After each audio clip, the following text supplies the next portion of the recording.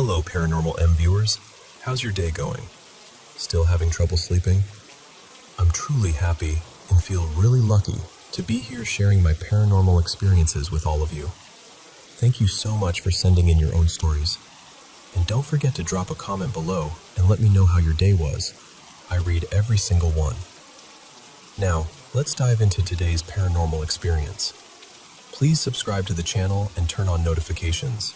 Alright, so for most of my early 20s, I was that guy. You know the one. The loud, smug, there's no such thing as ghosts type, who'd roll his eyes at anyone talking about spirits, UFOs, anything remotely out there. If someone brought it up in the pub, I'd take the piss like it was my job. My whole worldview was tiny and tight and boring. And I honestly thought that made me clever. Back then, I was living with my girlfriend at the time. Let's call her Hannah. And on her street, there was this big corner house that always stood out. Tall fence all the way around it, neat as anything, like it was guarding some secret little world. In the middle of the fence, there was this small gate where you could peek into the garden, and it was immaculate. Trimmed hedges, tidy paths, flowers that looked like someone fussed over them every single day.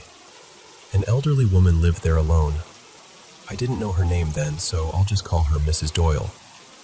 You'd see her constantly, slowly pottering about, then stopping by that little gate like it was her favorite post in the universe. She'd chat to neighbors, watch the street, smile politely, have a little nosy. Just a familiar presence, really. The kind of person you don't think much about until they're suddenly not there. I never actually spoke to her, not properly. I'd see her loads, but I was always in my own bubble. Head down, on my way somewhere, thinking I had life all figured out. And then this happened. One night, I remember it clearly because it was so ordinary right up until it wasn't. I got back to Hannah's place around 10:45 p.m., give or take. I'd been around my mate Callum's for a bit.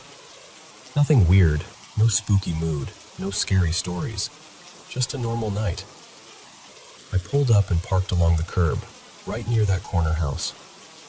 It was dark, quiet, streetlights humming like they do, and I genuinely wasn't thinking about anything at all. I turned the engine off, stepped out, and as I swung the car door shut, I noticed something that made my stomach do this weird little drop. There was light. Not like a car headlight, not like a phone screen. It was coming from the gate in the fence, the one you could see through. So I looked, and standing there, behind the little gate, was Mrs. Doyle.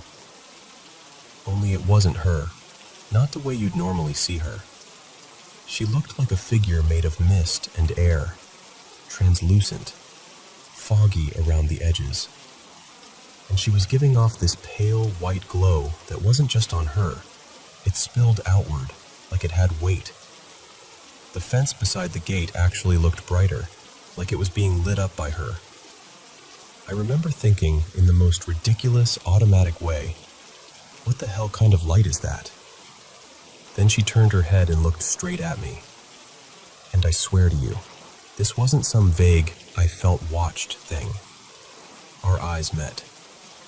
It was a moment of direct acknowledgement, like she'd noticed me noticing her. And as soon as we locked eyes, she moved. But not like a person stepping back or turning away. She drifted sideways, smooth and silent, like she was gliding, like the air itself was carrying her. And she slid behind the fence line and was just gone. Not vanished in a dramatic flash, just removed from my view in a way that didn't follow normal movement. You imagined it. You're tired. Streetlight reflection. Your eyes adjusted weird. Anything that didn't involve admitting what I'd just seen. I went inside, still trying to laugh it off because that's what I always did. Hannah was in the living room, and I said something like, trying to sound casual, but my voice was shaky. You're going to think I'm losing it, but I'm pretty sure I just saw, like, a ghost by the old woman's gate. and Hannah just looked at me, completely calm, and went, "You do know she passed away a few days ago, right?" It hit me like someone dumped ice water down my spine. I just stopped, like my body didn't know what to do next. Because that sentence, those words, took what I'd been desperately trying to turn into a mistake, and it pinned it to the wall as something real. I felt my face go hot, then cold. My eyes started watering without me even understanding why. I wasn't sobbing like in a movie, but I was in this raw, stunned state where everything felt too sharp and too loud and too true. I kept replaying the scene in my head on a loop. The glow, her shape, the fence lighting up, the look, the drifting motion. I must have paced the room for ages. I probably sounded mad. And honestly, thinking back now, it's almost funny, because I'd spent years mocking people for having exactly the kind of reaction I was having. But in that moment, I wasn't laughing. I was terrified, yeah, but more than that, I was shaken to the core, like a pillar inside me had cracked. Because I didn't just believe something then, I knew something. And once that door opens in your mind, you can't close it again. That was the start of this whole turning point for me. Suddenly it wasn't, "Are ghosts real?" It became, okay, if that was real, then what else have I been arrogantly dismissing? I went from someone with a narrow little worldview to someone who couldn't stop asking questions. I started reading, listening, learning. Not in a paranoid way, not like I was hunting spooks in the dark, but like someone who'd realized the map they'd been using their whole life was missing entire continents. And look, I'm not here to convince you. I don't even blame anyone who rolls their eyes. If you'd told the old version of me this story, I would have laughed in your face. But I saw what I saw. And there's a difference between entertaining ghost stories, or even choosing to believe them, and knowing, because you've had your own moment where reality doesn't give you a choice. That night by the gate did that to me, and I've never been the same since.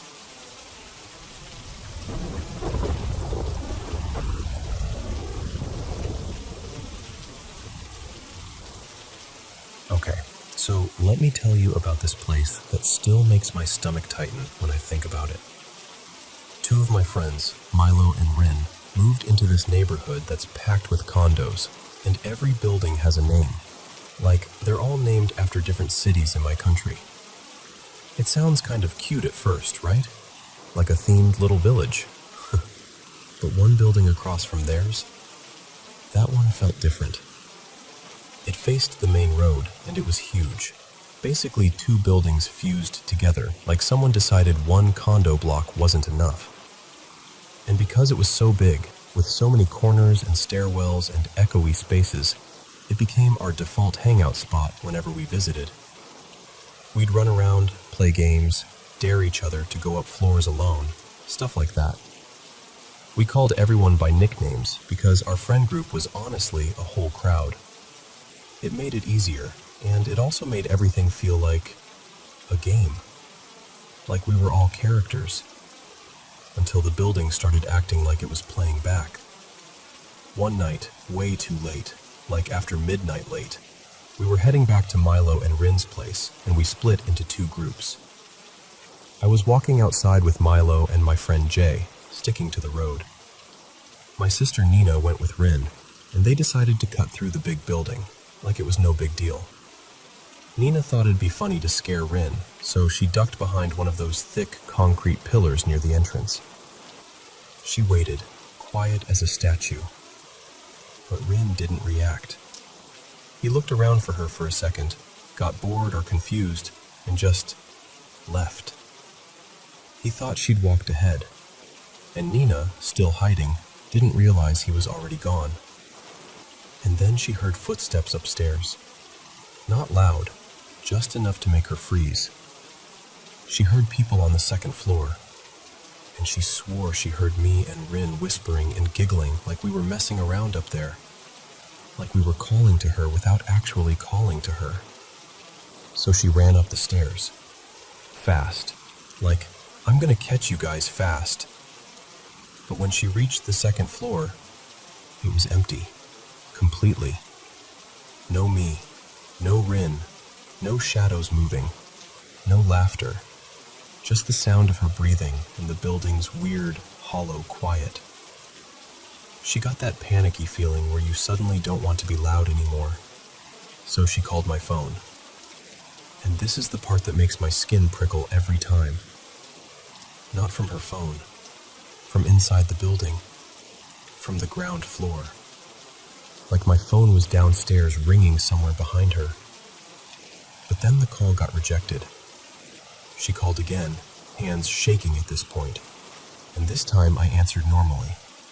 Like I was just walking along outside like nothing had happened. She asked, "Where are you?" And I told her, "We're outside. We already passed the building." And she went silent for a second, then said, "I just heard you upstairs." When she explained everything, we didn't even try to act brave. We ran back to the apartment, and for the first time I remember thinking, that building can imitate us. And even with that, because we were stubborn, and because we always convince ourselves things are probably nothing, we still kept playing there. A few nights later, we were playing this variation of infection hide and seek. Everyone was searching except Rin. Rin hid in one of those, between the second and third floor. I was on the stairs between the first and second floor, going up slowly, trying not to make noise, listening. And right as I got close to the second floor, I heard Rin laughing from the first floor. And I heard Jay too, clear as day, laughing and saying something like, "Got you. I found you." So my brain immediately went, "Oh, game's over. Rin got caught." I bolted back down the stairs, expecting to see them. Nothing. Nobody. Just empty stairwell. The kind of empty that feels like it's watching you. So I messaged the group like, "Okay, stop the game. Meet at the bottom." Everyone came down, and I asked Rin and Jay, "Were you guys downstairs just now?" Both of them looked genuinely confused. Rin said, "No, I never left the closet." Jay said, "I was on the fourth floor the whole time." And I just stared at them because I knew what I heard. I knew it. That was the night we stopped playing in that building for real.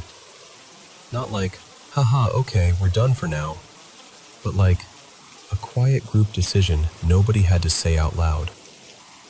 We still went out at night sometimes, grab snacks, walk around, go to the playground, but we avoided that place. Then something happened that made it feel like the building wasn't just messing with us when we were there. Weeks later, my sister and I were at home in a totally different city, nowhere near that neighborhood, and Rin messaged her angry out of nowhere.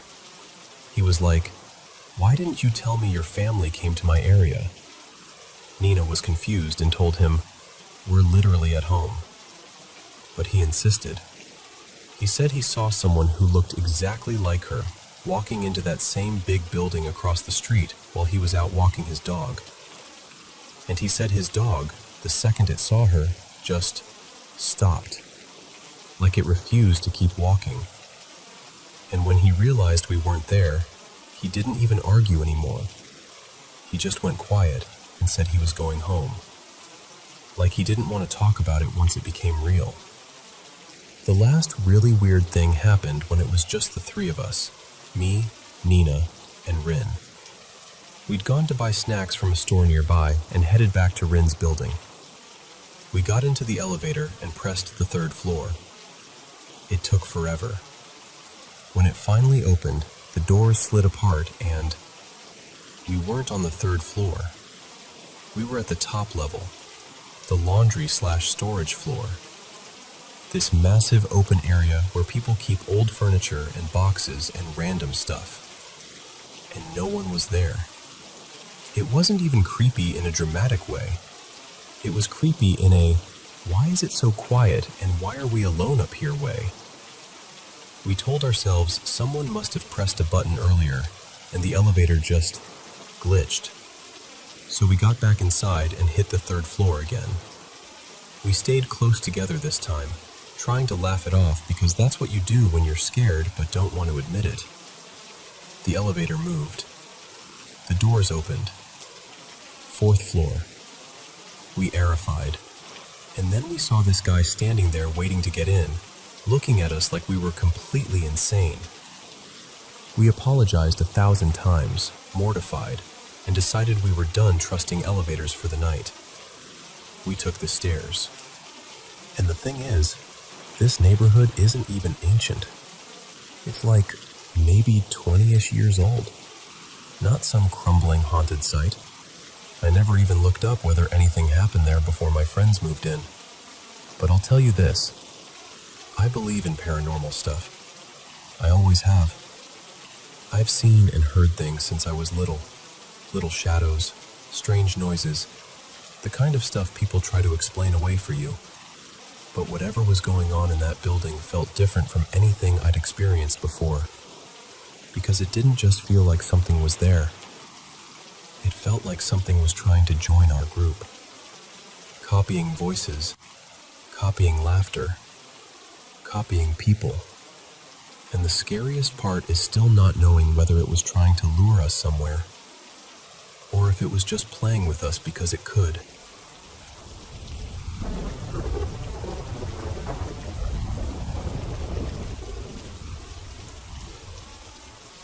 So this happened in early October.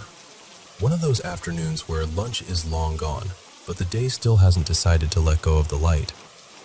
My family and I were heading back down the Franklin Trail near Black Diamond. The forest felt washed out and hushed, like everything had been softened around the edges. A thin fog hung between the trunks, and this cold, light rain kept ticking against the leaves overhead. Steady, gentle, almost patient. And as we walked, the old mining town ruins sat scattered around us, like memories that didn't know they were supposed to disappear. Stone foundations, half-swallowed lines where houses used to be, empty rectangles of space where whole lives once happened, kitchens, beds, arguments, laughter. Gone, but not entirely gone. We were moving downhill, and I remember turning, maybe not all the way around, just enough to glance back up at my family. I wanted to see where everyone was, who was talking, who was lagging behind. But before I even found their faces, something else pulled my attention. Across this open stretch, where the houses used to stand, I saw a figure slide into view. Not walk, not step, just glide. Slow, smooth, deliberate. Like it knew the layout of that place better than I did. Like it was following a route that had been familiar for a very long time. It looked adult-sized, but it wasn't solid.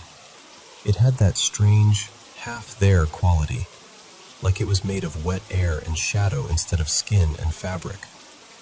I couldn't really make out legs at all, just this upper body moving quietly through the space. One arm was lifted slightly, like it was carrying something small, or maybe holding something close. And here's the part that still makes my stomach go a little tight. It didn't feel evil. It didn't feel aggressive. It felt calm, too calm, like the whole forest paused out of respect while it passed. That kind of calm that makes you feel noticed, but not threatened. Like you've been seen, acknowledged, and then politely dismissed. I started to turn fully toward it, and I swear I wasn't even completely facing it yet, maybe 3/4 of the way around, when it just thinned out. Broke apart into the fog like breath in cold air. 1 second it was there, and the next it was nothing but mist and rain. I didn't say a word. I told myself the usual things. It was the light, the fog, my brain filling in shapes. I kept it tucked inside, quiet. because I didn't want to be the person who makes everyone uneasy on a family hike. And then my little brother, Miles, who was about 5 back then, trailing behind us a little ways, suddenly caught up and took my mom's hand. And in this small, matter-of-fact voice, like he was asking about a bird or a trail sign, he said, "Mom, who was that man that just went by?" No fear, no drama, just a simple question. And my mom looked around, confused, because there wasn't anyone there. No footsteps, no voices, no other hikers passing us. Nothing moving except the rain and the fog drifting through the trees. And I remember standing there thinking, okay, so it wasn't just me. To this day, that moment stays with me. The quiet drizzle, the ruins sitting there like a half-remembered story, and that figure moving through a town that technically doesn't exist anymore. And sometimes I wonder, did we both see the same thing? Or did that place show each of us our own version of someone who never really left Franklin at all?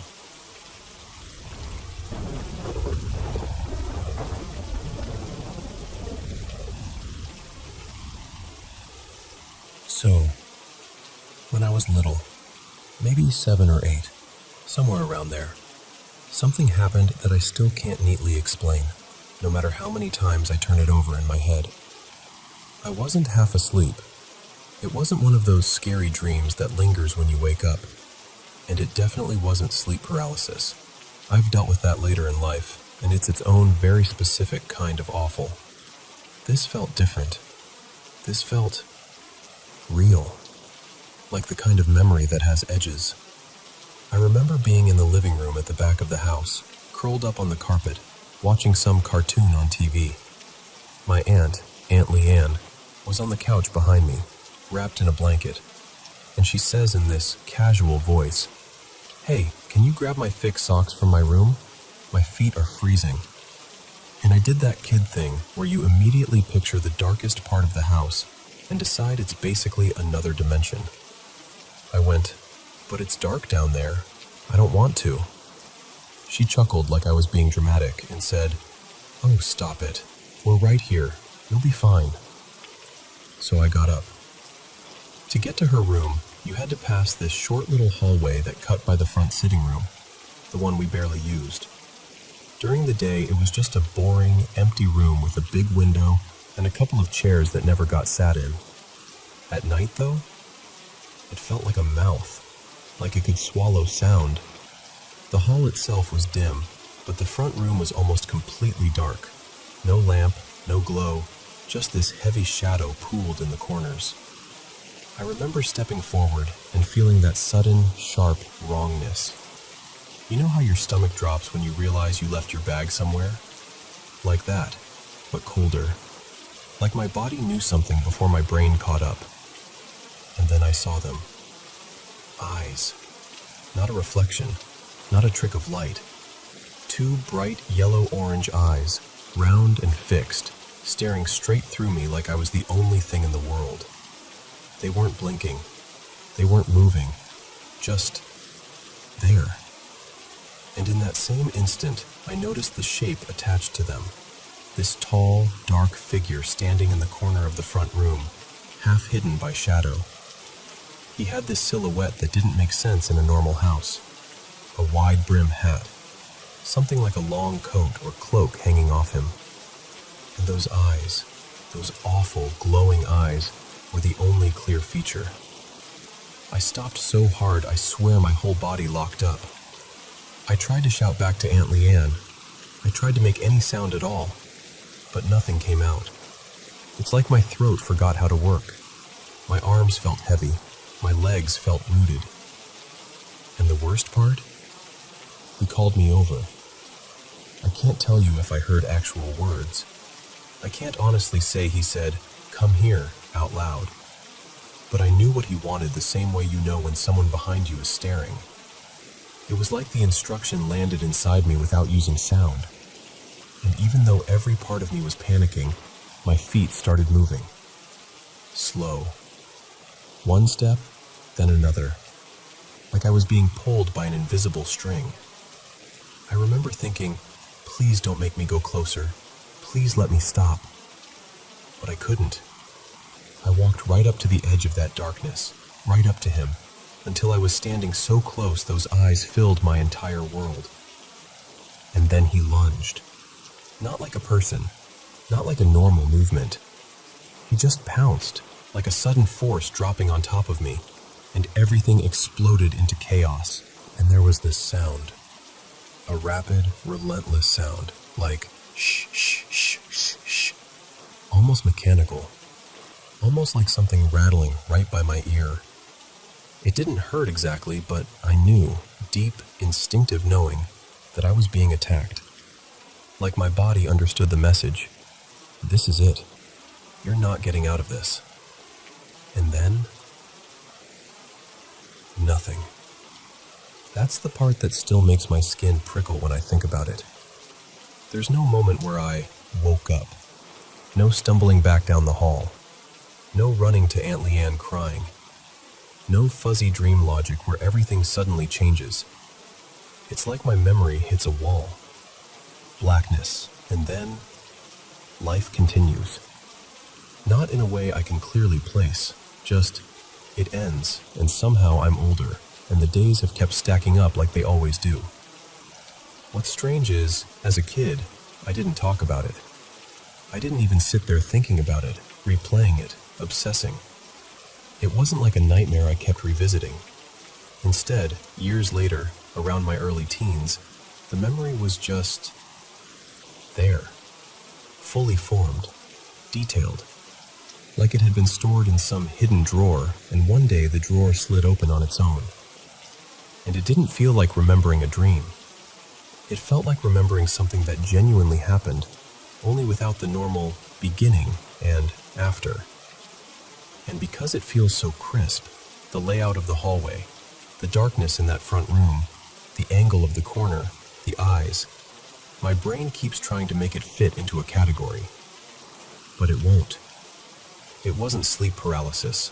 I know that feeling, the trapped body feeling, the waking up after feeling. This didn't have a wake up. It wasn't imagination either, not the way people mean when they say, kids imagine things. The details are too steady, too clear, too physical. I can still see those eyes like they're printed behind my eyelids. And even now, as an adult, if I see that particular shade, yellow or orange eyes in the dark, it hits something primal in me, like my nervous system remembers before I do.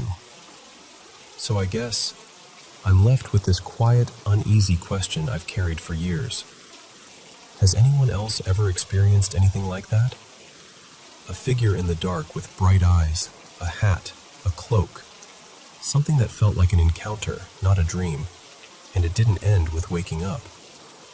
Because I've tried to shrug it off. I've tried to laugh it away. I've tried to label it. But if I'm being honest with you, it still scares me.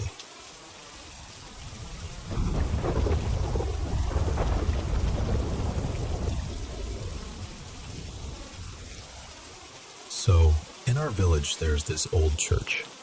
It sits a little off the main road, half hidden by trees, like it's trying not to be noticed. My grandmother, her name is Alina, and she's the kind of person who remembers everything, told me she saw it when she was a girl. Not like it is now. Back then, she said, it was beautiful, solid, bright inside, like it still had a heartbeat. She thinks it was built sometime in the 1910s, maybe a bit earlier. Nobody's completely sure because records got messy. And after the war, it was shut down, locked up, abandoned, and slowly, it just started falling apart. Roof sagging, plaster peeling, weeds climbing right up the steps like they owned the place. But the strange things, Helena always makes a point of this, didn't really start right away. She told me about a man named Merrick, who worked at a small carpentry shop not far from the church. One ordinary day, he had an accident. A saw caught his hand and he lost part of a finger. It was quick, brutal, the kind of thing people talk about for years afterward. And Alina said after that, Merrick changed. Not in a dramatic way at first, just off, quieter, tense, like he was constantly listening for something. Then one evening, he started telling people he'd seen something inside the church. A shadow. He said it looked like a person standing near the front, facing the wall, just standing there like it had been put in place and forgotten. And the worst part, he swore, was that the shadow moved. Not walking, nothing that clear. More like it turned its head, slowly, like it realized someone was watching. And then he started talking about sounds. Footsteps up on the choir loft, even though the stairs were half rotted and nobody went up there. He said he heard whispering too, voices that didn't sound like locals. He described them as harsh and clipped, like they were speaking an old language he couldn't understand, but the tone made his stomach drop. People didn't know what to do with that. Eventually, they sent him away for treatment, because what else do you do when someone starts talking like that? Time passed. Merrick disappeared from village life. The church stayed locked and crumbling year after year.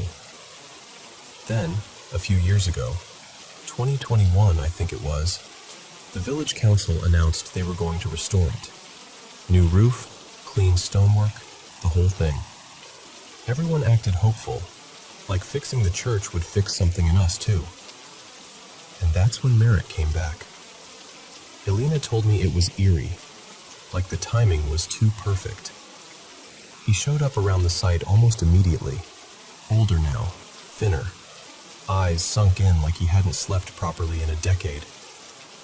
And he kept warning anyone who would look at him, "Don't go in there. It's still there. I saw it." Of course, people laughed it off. Or they did that polite nod where you pretend to listen because you don't want a scene. Nobody wants to believe an old story when there's a budget, a schedule, and workers standing around waiting. At first, things really were quiet. The workers cleared rubble and hauled out rotten pews. Dust everywhere. The kind of work that makes you cough up history. And then Merrick insisted on going inside. He told them he needed to show them where it stood, where it always stands, like it had a spot.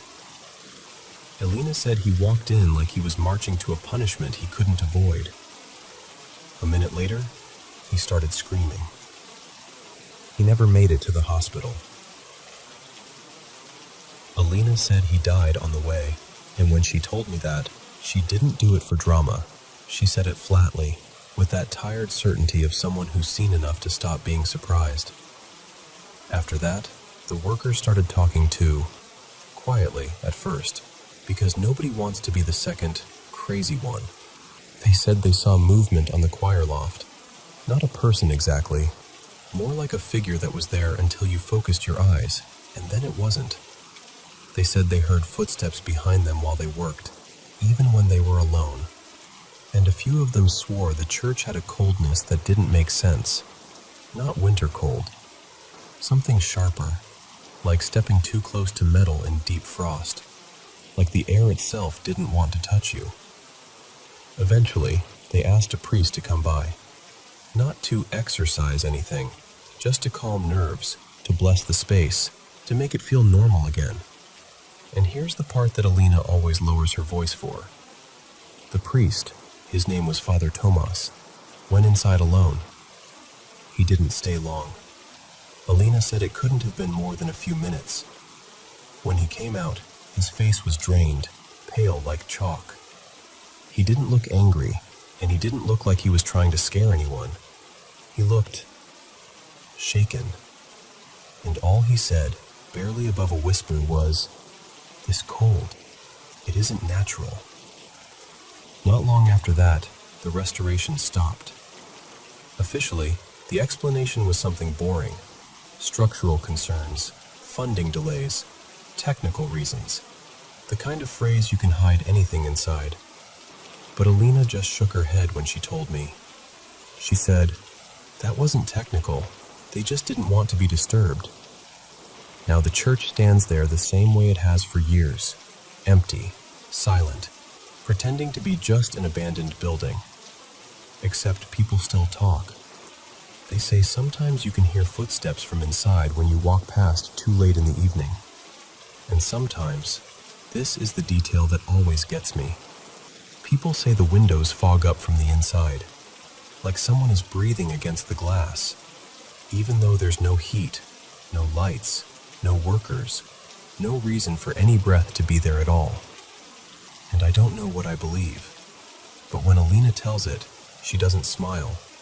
She doesn't exaggerate. She just looks toward the church like it's listening, like it's always been listening.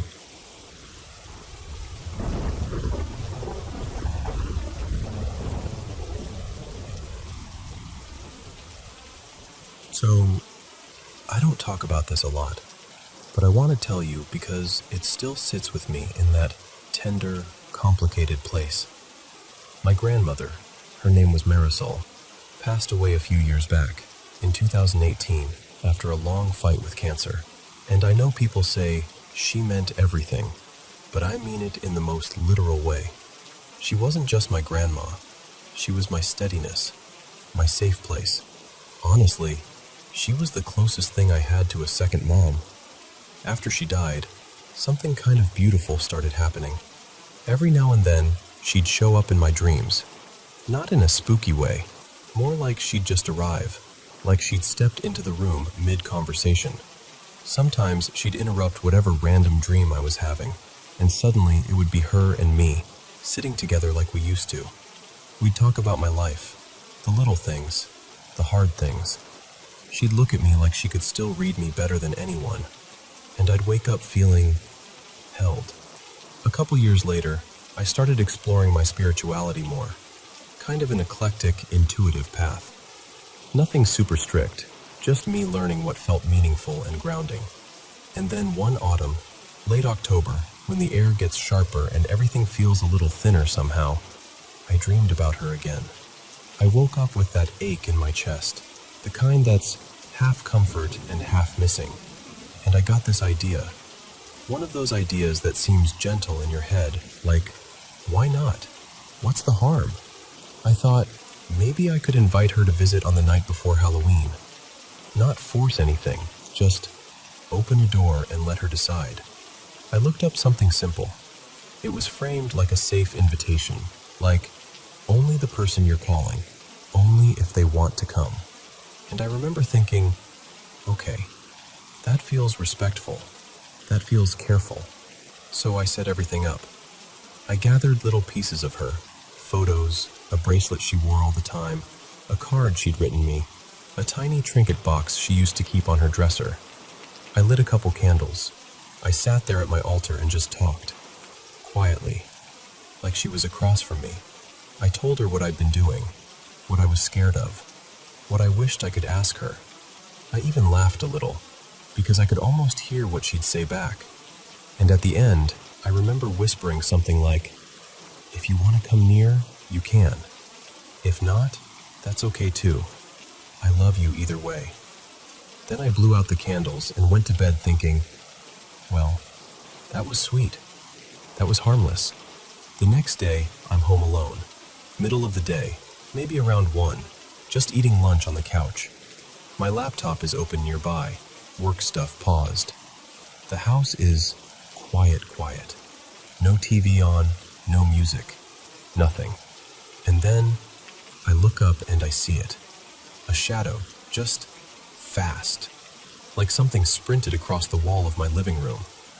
Not a slow shift of light, not the passing of a car. It moved like a body moves when it's running. My whole stomach dropped. I turned around so hard I almost spilled my food. And there was nothing. No one. No movement. Just my hallway staring back at me like it always had. And from that moment, the house started feeling off.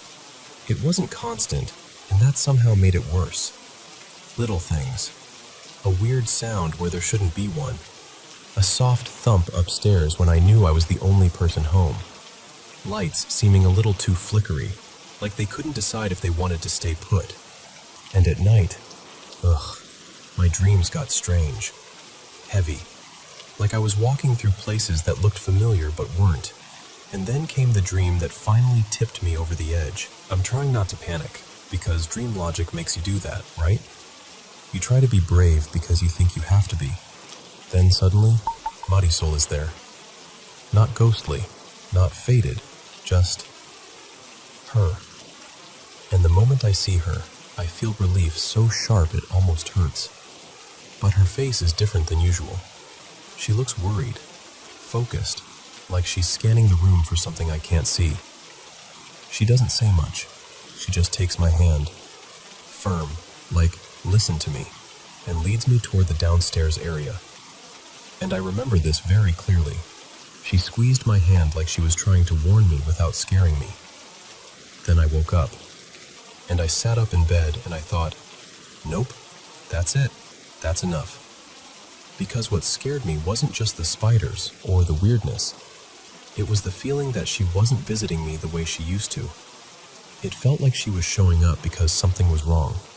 And the thought hit me, cold and awful. What if I invited her here and didn't give her a way to leave? Or worse, what if I opened something I didn't mean to open? So I did what I should have done from the start. I shut it down. I cleansed the house. Really thoroughly. I opened windows. I went room to room. I used smoke, herbs, things that feel protective to me, sage and lavender, prayers, boundaries spoken out loud. I didn't do it angrily, more like with shaky hands and a steady voice, like telling a child, okay, party's over, everyone out, this is my home. And after that, the weird stuff stopped. No more sprinting shadows, no more little uncanny noises that made my skin prickle. The air felt normal again, like my house belonged to me. But the part I didn't expect, the part that still makes me swallow hard when I think about it, is that Marisol stopped visiting my dreams too. It was like, when I cleaned everything out, I swept away the only doorway she'd been using to reach me. And I miss her. I miss her so much. Not in a dramatic way, in a quiet way that shows up when I'm folding laundry or making coffee, or standing in the grocery store and thinking, she would have told me what to do here. I tried again this past year, more carefully, more respectfully, with clearer boundaries. And I cleansed afterward too, just to be safe. But she didn't come. And I don't know what that means. Maybe she's at peace and doesn't need to check in anymore. Maybe I scared myself so badly that my dreaming mind shut the door. Or maybe, this is the thought that I hold most gently. Maybe she did come, once, long enough to take my hand and guide me away from something. And that was her way of protecting me one last time. Either way, I still talk to her sometimes. Not in rituals, just in the soft places. In my head, out loud when the house is quiet. And I like to think she hears me. I really do.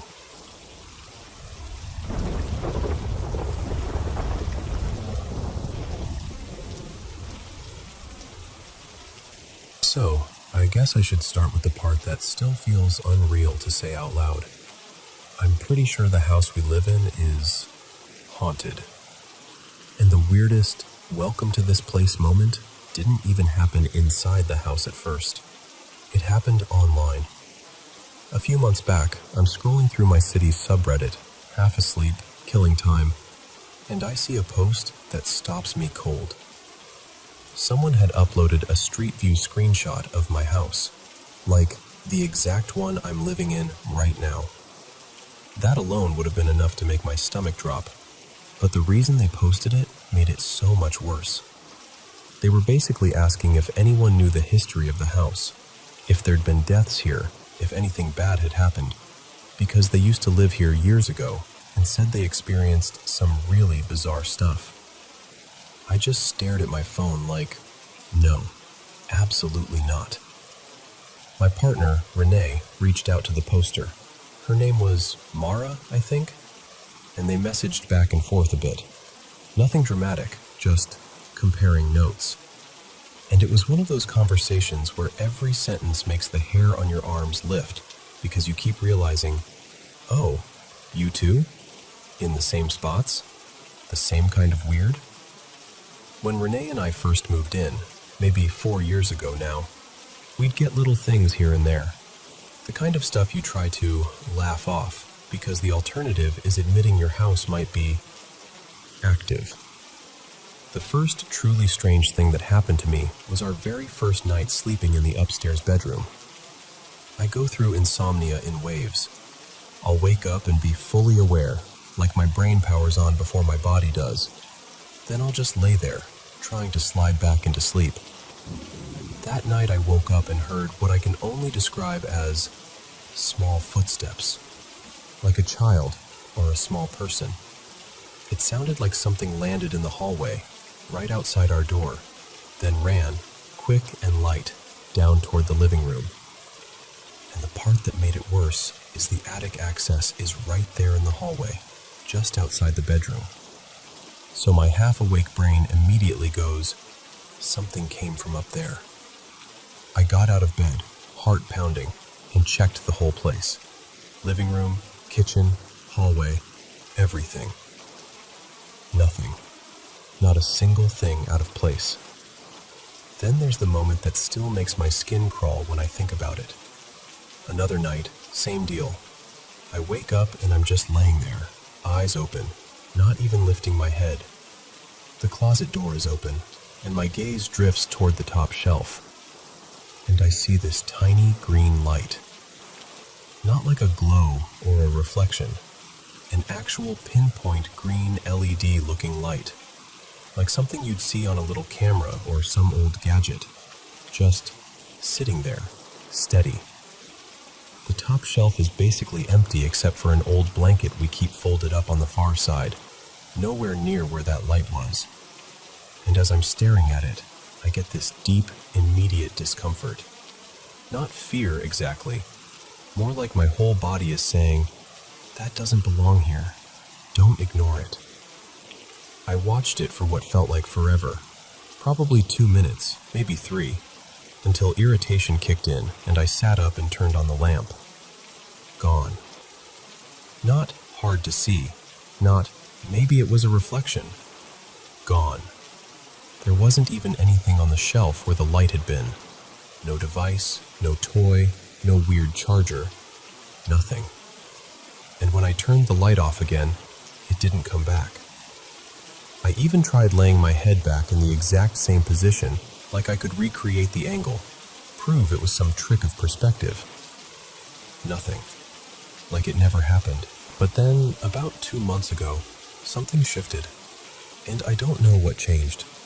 I don't know if we brought something in, or if something woke up, or if it's just been building the whole time. I just know it went from occasional odd moments to feeling like the house is putting on a show every single day.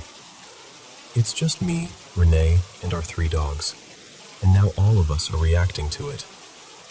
The dogs are the part that really messes with me, because they didn't care before. For years they were totally normal in here, and now, out of nowhere, they'll stop in the middle of playing and all stare down the hallway like someone's standing there. Sometimes they bark at the kitchen doorway like there's a stranger. Sometimes they get anxious and clingy for no reason I can identify. And it's not just them being weird. It's everything. Shadows moving from room to room, like something passing through the edge of your vision. Except when you look up, there's nothing that could have caused it. Sounds with no source. Not the usual house creaks. I mean clear, specific noises that don't make sense. Like taps where there's no pipe, or a thump where nothing could fall. Cabinet doors that are closed, then suddenly not closed. A closet door that's cracked open when you know you shut it. And I'm not talking about, maybe I forgot. I'm talking about, I remember the click of it closing. Stuff goes missing, then shows up somewhere dumb and obvious later. And yes, I know how that sounds. I know what people assume. But I'm telling you, it's happening often enough now that it's hard to keep writing it off. And the timing is almost comical. Like the house has a sense of humor. The other night I got up to grab a snack, just a chocolate bar and a glass of milk. And as I'm standing there, I hear knocking on the wall behind me. Not in the distance, right there. I just froze and stared at the counter like, are you kidding me right now? That's the thing. I'm not even scared the way you'd expect. It's not like I'm hiding under blankets. It's more paranoia and frustration. Like living with someone you can't see who keeps messing with your stuff just enough to make you feel crazy. If this was one weird event every 6 months, fine. I could shrug it off. But this has turned into something happening every few hours. And the strangest part is I don't get a malicious vibe from it. I don't feel threatened exactly. It doesn't feel evil. It just feels present. Like something is sharing the space and making sure we know it. I don't even know what I want at this point. Answers, maybe. Perspective. Anything that makes this feel less like I'm living in some low-budget haunted house movie. Because honestly, I'm tired of being the one who has to pretend this is normal.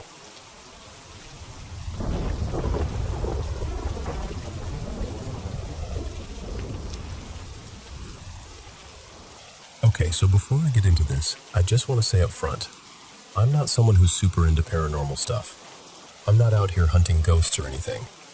But this is one of those childhood memories that still sits in the back of my mind because I genuinely don't have a clean explanation for it. When I was about 9, my family rented this older house for a year. It had this weird setup.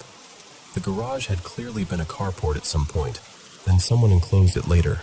And because of that renovation, there was this tiny storage room down in the basement that was basically cut off from everything else. Here's the creepy part. You couldn't reach it from inside like a normal room. The only way in was through this ground-level window that opened into the garage. Inside, it was packed with old furniture, dusty chairs, a broken dresser, random boxes, and there was this partial wall in the back that hid the water heater area. You could access the water heater from a separate basement door, but the other side of the wall, where all the junk was only accessible through that window. So naturally, as a kid, I thought it was the coolest thing ever. Adults weren't climbing through a window to supervise us, so it became this secret clubhouse. I used to hang out down there with my little sister Maya, who was about 7, and my best friend Ethan, who was my age. We had this silly game. We called it Clinic, I think. One person was the doctor, and the rest of us had to pretend to be asleep. The doctor would leave, shut off the light, and then the people inside would start whispering, shuffling, laughing, just being absolute gremlins in the dark. The goal was for the doctor to come back, snap the light on fast, and catch someone moving. So one day, Maya gets picked to be the doctor. She climbs out through the window into the garage, and Ethan and I immediately start stomping around and giggling and bouncing on this old mattress like we're trying to summon the ceiling to collapse. A minute later, we hear movement outside. Maya comes back to the window and pokes her head in, except she doesn't turn the light on. And I remember freezing, because the room was dark, but enough light was coming in through the garage that I could see her face. And something looked wrong. Her left eye, well, the whole area around it, looked awful, like she'd taken a hard fall. There was this dark red swelling around it, and the skin looked sort of puckered and, I don't know how else to say it, almost sunken, like the eye area didn't sit right. It wasn't just a bruise, it looked injured, the kind of injured that makes your stomach drop. I'm staring, trying to figure out if it's the lighting, or if she's playing a prank, or if something actually happened, and she just keeps looking in at us without saying a word. And then Ethan, right beside me, goes, really quietly, Maya? What happened to your eye? The second he says it, she lifts her hand, covers that eye, like she's ashamed or hiding it, and then she bolts, just runs away from the window. Ethan and I look at each other, and it's one of those moments where you don't even have to talk. We both had the exact same expression, like, we saw that. You saw that too, right? I immediately assume she hurt herself in the garage. So Ethan and I scramble out, run upstairs, and I find Maya in the kitchen with our mom like nothing's wrong. She's just standing there, totally normal. I grab her shoulder, spin her toward me, and I'm like, "What happened? What did you do to your face? Are you hurt?" So I tell her, right there in front of our mom, "You came back to the window and your eye looked like it was messed up, like it was bleeding or bruised. What happened?"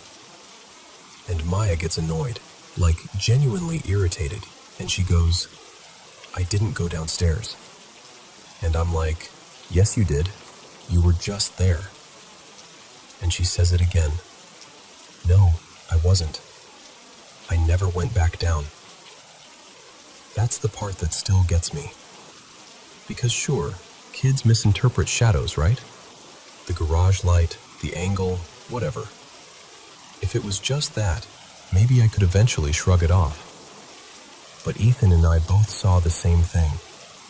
We both reacted the same way. And we both watched Maya cover her eye and run away. After that, Ethan and I didn't even want to go back down there. For a while, the whole basement felt wrong, like it was holding its breath. I remember later trying to patch the whole thing together with some made-up explanation. Like, maybe it was a ghost. Maybe it was some weird reflection. Maybe it was, I don't know, some other version of her. Kid logic trying to put a lid on something that didn't fit. Over the years, I asked Maya about it a few times. Her answers shifted. Sometimes she'd insist she absolutely didn't go downstairs. Once, she said maybe she did go down, but thought I was trying to scare her. When I asked why she covered her eye and ran, she didn't have an answer. The last time I brought it up, she just shrugged and said she didn't really remember. But Ethan remembers. We've talked about it as adults, and we always land on the same details. The window, the dark, the eye, her hand covering it, the way she ran off. And that's why it still messes with me. Because I can almost accept that two kids got spooked by weird lighting. What I can't neatly accept is the idea that the person we saw at that window might not have been my sister at all.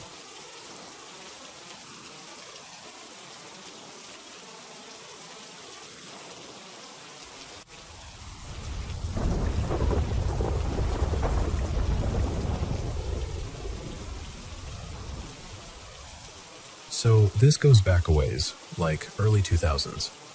I was about 12, and my class took this weekend trip to an outdoor education place in northern Minnesota. Not Wolf Ridge.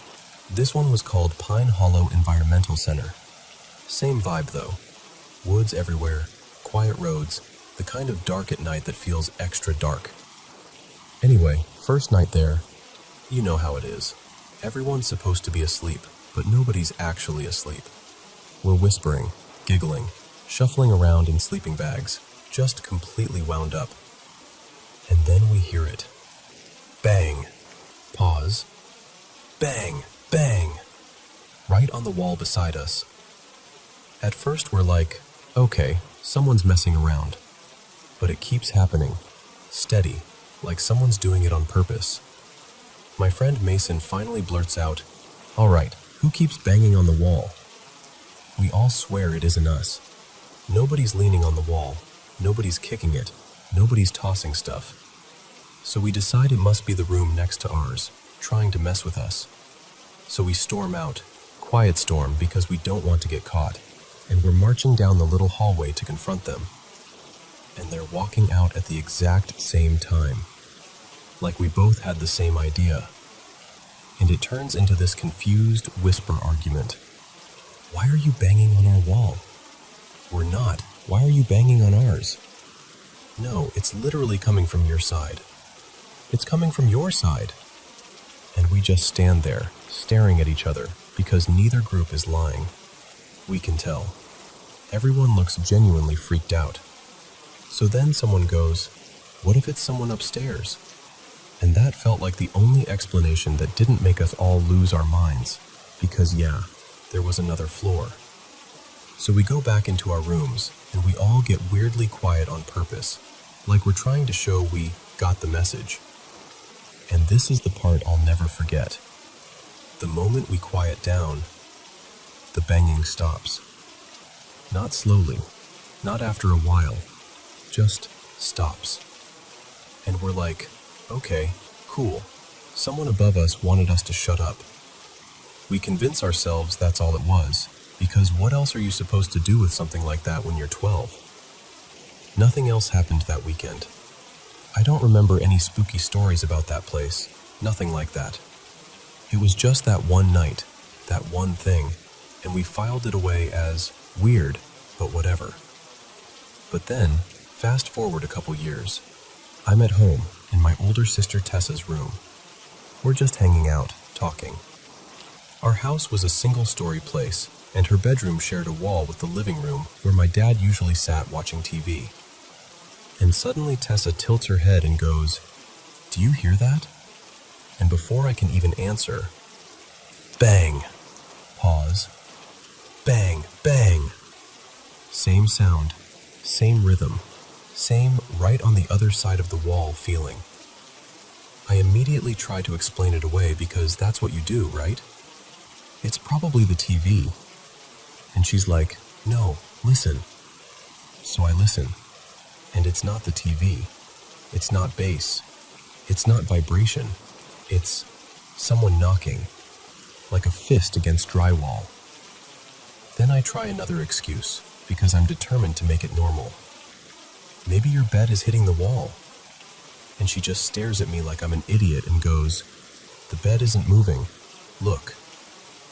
And then my dad, who is in the living room on the other side, gets up and walks down the hall and pops into her doorway looking annoyed and says, "Okay, who's banging on the wall?"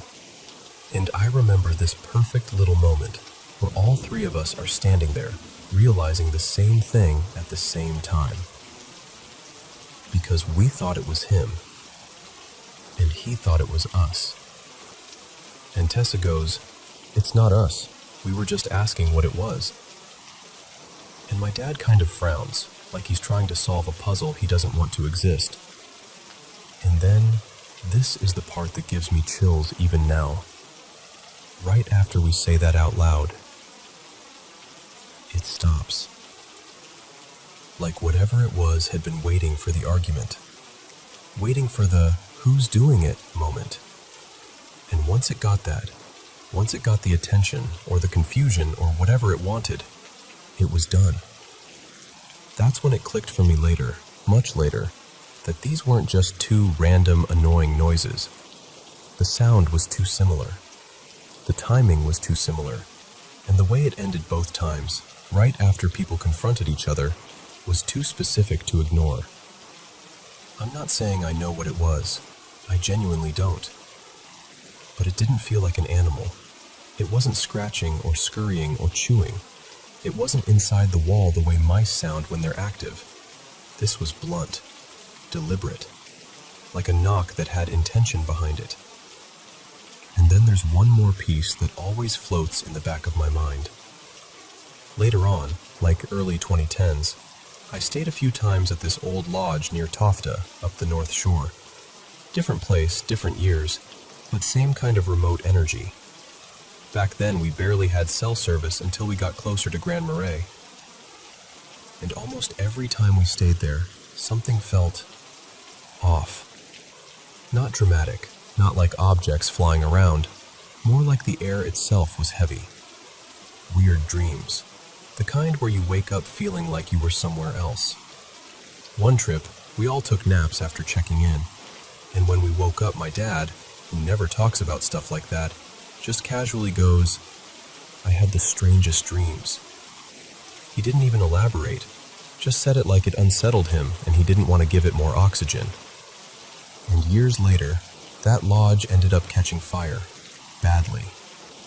I heard it had happened once before too, way back. And I know fires happen for normal reasons. I'm not claiming it means anything. but it sure didn't make the whole area feel less strange in my memory.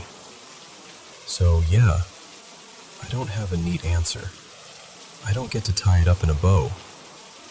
I just know what I heard, and I know how it felt, both times. The way the walls kept knocking until we turned on each other, until we stood there confused, asking who was doing it. And I still wonder sometimes, was it the same thing? Or is there just something about certain places and certain moments where it's like the world leans in close enough to tap on the wall and remind you it's bigger than you thought?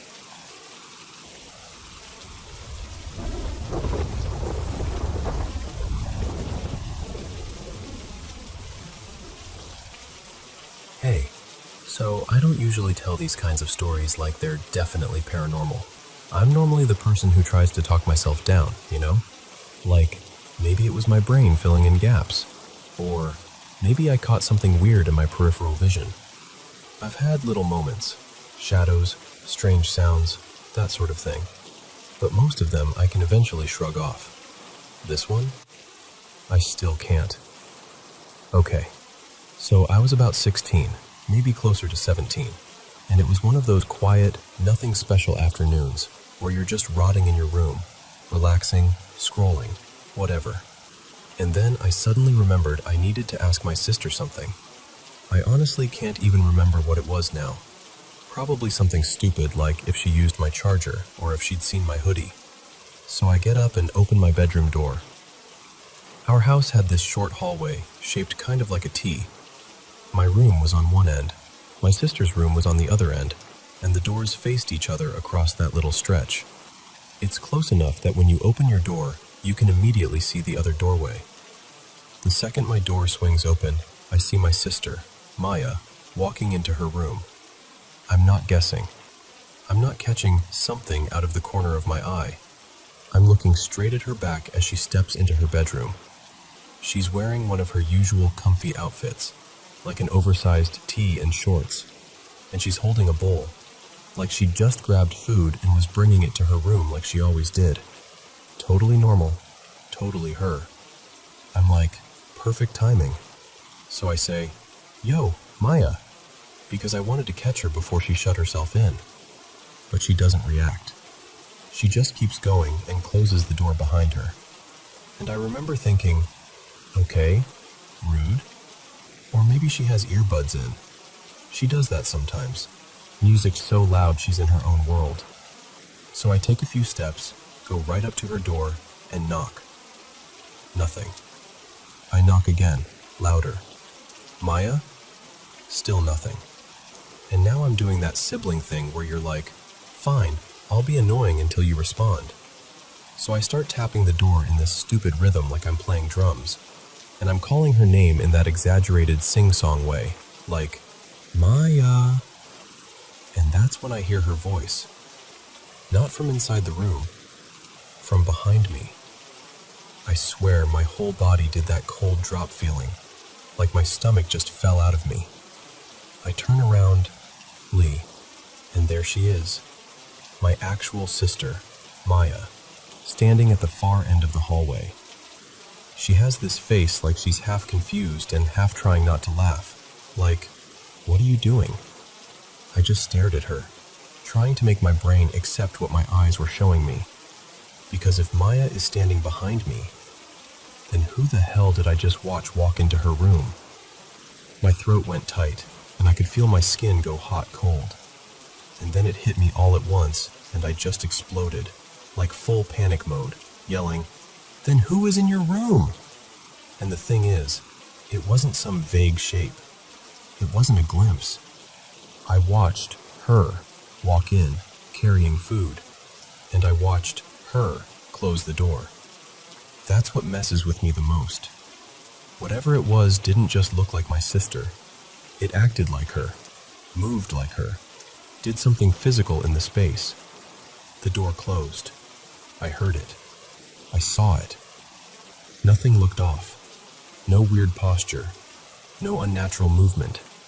No creepy feeling in the moment. It was just my sister, doing a normal sister thing. until suddenly she wasn't.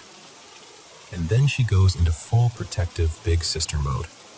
She walks into the dining area, grabs a dining chair, like an actual wooden chair, and hoists it up over her head like she's about to fight for her life. And she starts marching down the hallway toward her bedroom going, "You better get out. You better get out." Which, I'm not gonna lie, would have been hilarious if I wasn't seconds away from passing out. She gets to the door, yanks it open, chair still raised, ready to swing. And of course, the room is empty. Nothing. No one. Just her bed, her stuff, the normal, boring quiet of her room like nothing had happened at all. We both kind of stood there, and after a moment, we did that nervous laugh thing people do when their brain doesn't know where else to put the fear. Like, what the hell was that?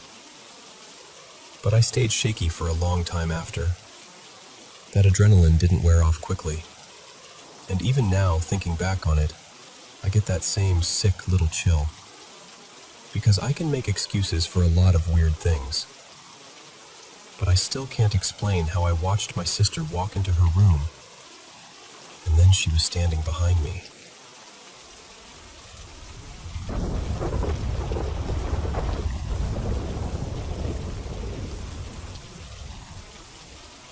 Okay, so this one's a softer, sweeter kind of spooky. More, "Aw," than, "Ah!" A few years back, I worked at this cozy little pet shop. Nothing fancy, just the usual hum of filters, the smell of fresh bedding, and that constant background chorus of birds gossiping at full volume. We had this back room that was basically our storage and chaos zone. Cleaning supplies stacked everywhere. Extra hides and ladders and toys, bags of food, all that stuff. And in the back, we kept a few bird cages too. Not for display, really, but for the birds who got stressed out by the main bird section. Some of them just couldn't handle the louder personalities out front. And listen, there was one sun conure named Pico who acted like he was auditioning for a rock concert at all times. I adored him, I really did. But wow, my ears were fighting for their lives. So for the shy or anxious birds, we'd keep them back there where it was quieter. Customers could still see them because the back door stayed open, and if someone wanted a closer look, we'd walk them back and introduce them properly. Anyway, one afternoon, I'm back there cleaning. Just me, a mop, and the sound of the store doing its normal thing. I'm turned away from the biggest cage we had in the back, grabbing supplies off a shelf, when I hear it. That very specific sound. You know that clink-clink noise when a larger bird climbs the bars of their cage? Like their little feet and beak tapping and pulling and shifting their weight. It's unmistakable. And it was coming from that big cage behind me. At first, my brain does the normal automatic thing. Cute, someone's climbing around. And then my brain catches up with my body like a cartoon character skidding to a stop. Wait, I'm getting supplies to clean a cage. That cage is empty. Because that morning, the bird who'd been in there, a sweet gray called Mabel, had finally gone home with her new family. Like, I remember waving goodbye. I remember being genuinely happy for her. I was cleaning that cage because it was done. Finished. Vacant. So I slowly turn around, already feeling a little silly for getting spooked. And yep, empty cage. No bird. No movement. Just the quiet back room and that huge cage sitting there like it hadn't just made noise at me. I stood there for a second like, okay, cool, love this. Now, pet stores, they're not exactly strangers to sad moments. Even when you do everything right, sometimes an animal passes while in your care. It's awful, and it sticks with you. So later, I asked a couple coworkers who'd been there longer if they remembered any bird ever dying in that particular cage. They weren't sure. Nobody could recall anything specific. But I kept hearing it. Not constantly, just once in a while. always that same climbing sound from the same cage at the weirdest times when I knew for a fact nothing was in it. And after the third or fourth time, I stopped being scared and started treating it like, I don't know, like a roommate.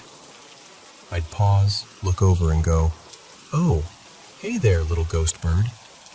And then I'd just go back to what I was doing, like that was a perfectly normal part of my shift. And yeah, if you're still clinking around back there somewhere, ghost birdie, rest easy, okay? You're doing great.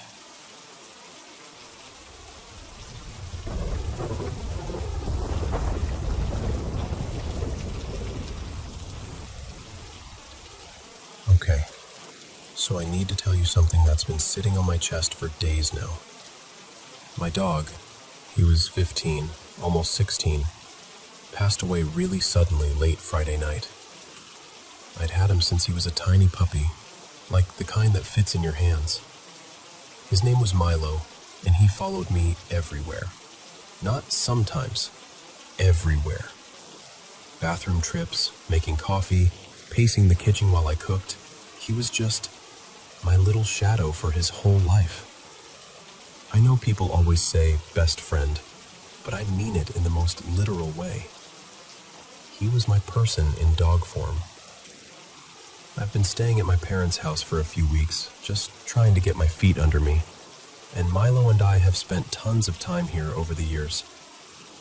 This house is familiar to him, like he knew every creaky floorboard, every sunny spot, every route from the living room to my bedroom.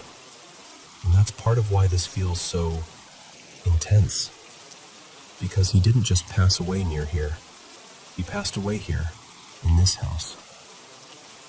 I'm not going to get into the details because it still makes my hands shake. But it was traumatic, and it was fast, and it didn't make sense. That's the thing that keeps messing with me. The day before, he was fine. Not fine for an old dog, but genuinely himself. He was trotting around, nudging my leg for attention, tail wagging like a metronome. He even did that little happy hop thing he did when he wanted a treat, like half bounce, half swagger. 24 hours later, he was gone. And the house feels different. You know how a home with a pet has this constant background presence? Like a soft noise you don't even notice until it's missing. Tags clicking, paws tapping, a sigh from the corner, the little shuffle of them getting comfortable. And then suddenly it's just gone. The silence has weight now. It's not peaceful silence. It's the kind that presses in on you. So last night, I'm in bed, absolutely exhausted. But you know that kind of exhaustion where your body is wrecked and your mind still won't shut up? I'm staring forward, trying to convince myself to fall asleep. Milo always slept beside my bed. The bed's raised, so when he'd stand up, I'd mostly see just the top of his head and the tip of his tail moving around as he did his little rounds. Like, "Are you awake? Can I get one more pet? Is it morning yet?" That routine was basically stitched into my life. And I swear to you, I saw something. Not like a full-on shape, not like a clear, "there he is" moment. Just movement. Right next to the bed, in the exact spot where he used to be. Out of the corner of my eye, something shifted, like the smallest, most familiar kind of motion. The kind you'd normally ignore because you'd just assume it's him. I'd been crying all day, so at first I was like, okay, it's my eyes, it's grief, it's tears and no sleep. I even blinked hard and wiped my face and tried to be logical about it. But it stuck with me. That feeling of, no, I really saw that. And then tonight, this is what got me. My mom casually mentions she's been noticing movement too. She didn't say it in a dramatic way either. More like she was admitting something she'd been trying to dismiss. My room is around the corner and down the hallway, and she said she keeps seeing this constant back and forth flicker in that hallway. Like something passing through, the same route Milo used to take when he'd trot down to check on me. I didn't even tell her what I'd seen yet. She brought it up first. My mom and I both look at each other and we're like, no. And my dad goes, I just felt this huge, cold gust right next to me. Like a rush of cold air out of nowhere. So I tried to make it lighter because I didn't want to cry at the table again, and I kind of half laughed and said, well, maybe Milo's still hanging around. And my mom looked straight at me, serious, not joking, and said, I've been seeing movement in the hallway all day. That's when I finally told her what happened last night by my bed. Here's the thing. My mom and I, we're both believers. We've had experiences before, the kind you can't really explain without sounding like you're trying to convince someone. And I'm not even trying to convince you. I'm just telling you what's been happening. It honestly makes sense to me that if a soul can linger, if love can leave an imprint, it would be him. Especially with how sudden it was. Like he didn't get the slow, gentle goodbye.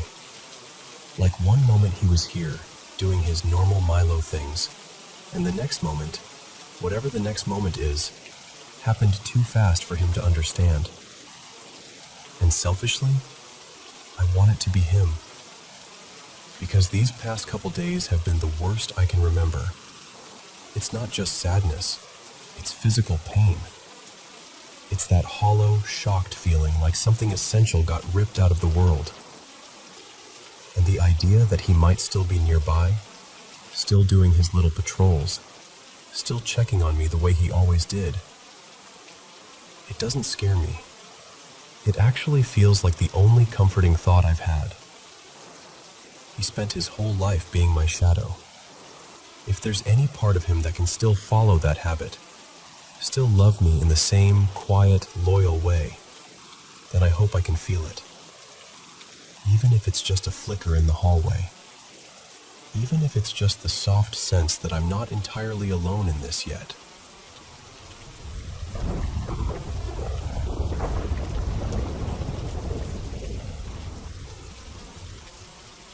So, this goes back to 1987, when I was in 4th grade, and we lived in this sleepy neighborhood on the edge of town. More trees than people. The kind of place where afternoons felt extra quiet. I've always been an animal kid. You know the type. If something had fur or feathers, I was already in love. And one weekend, my parents took me to this little open-air market. There were stalls with fruit, toys, cheap plastic jewelry, and then, tucked off to the side, this small pen with baby birds. That's where I saw him.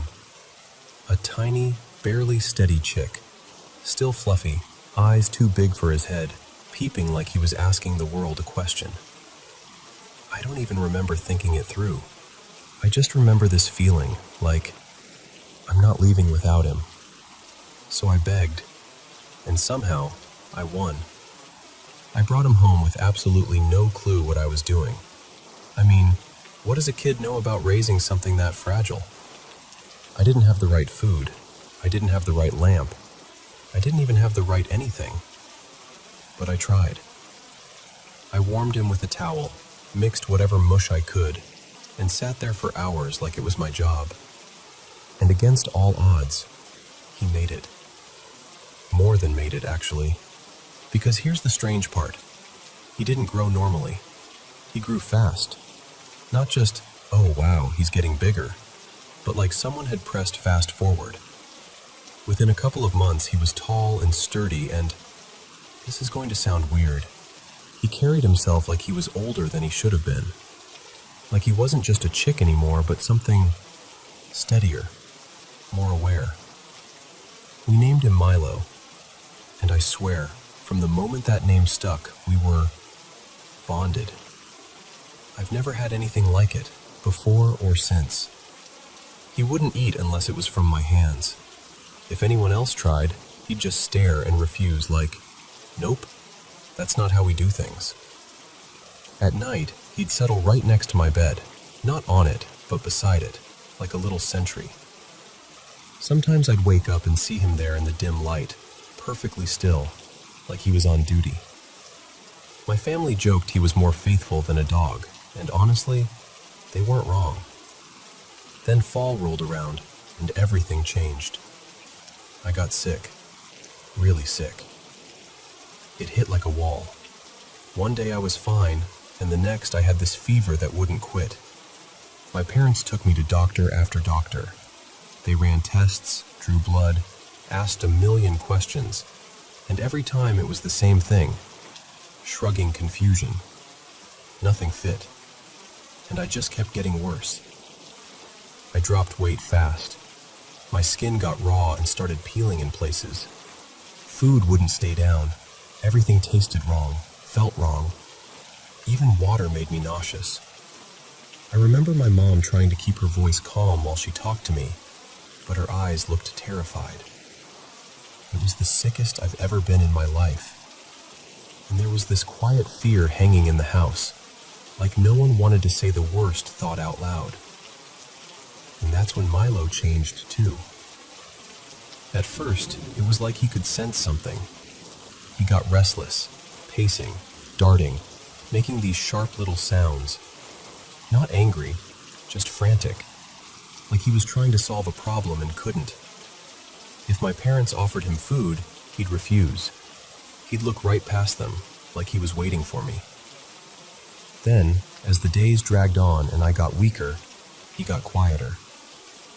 One morning I noticed he wasn't pacing anymore. He'd moved to the corner of my room and just stayed there. Eyes half-lidded, feathers puffed up, barely reacting to anything. It felt like he was sinking alongside me. Then, suddenly, something shifted. One morning, my mom brought me broth, and I managed a few spoonfuls, and they stayed down. The next day, I kept down a little pureed food. My fever broke in slow steps, like it was loosening its grip. My skin started to calm. My strength didn't come rushing back, but it started to return, piece by piece. Everyone was relieved. Everyone. Except Milo. Because while I was getting better, he was getting worse. Fast. Like whatever had been holding him up was draining away. He didn't lift his head when I spoke. He didn't flinch when someone walked in. It was like he was already halfway gone. And when I finally had enough strength to sit up on my own, I asked to see him. My parents tried to distract me, told me to rest, but I wouldn't let it go. So they carried him over and set him gently beside my bed. He looked so small in that moment. I reached out and touched his feathers, soft as dust, and I whispered his name. Just Milo. Hey, I'm here. And for the first time in days, his eyes opened. Not wide, not bright, but open. He gave this tiny shudder, like a sigh, but in his whole body. And for a second, I felt like he was looking straight through me, like he was checking something off a list. Then his head dropped. And that was it. Milo was gone. The house went silent in this way I still remember. My mom cried like she'd been holding it in for weeks. My dad stood very still, like he didn't know where to put his hands. And me, I didn't even have the energy to sob properly. I just sat there, stunned, feeling this grief I couldn't understand. Because how do you explain losing something that felt like it was part of you?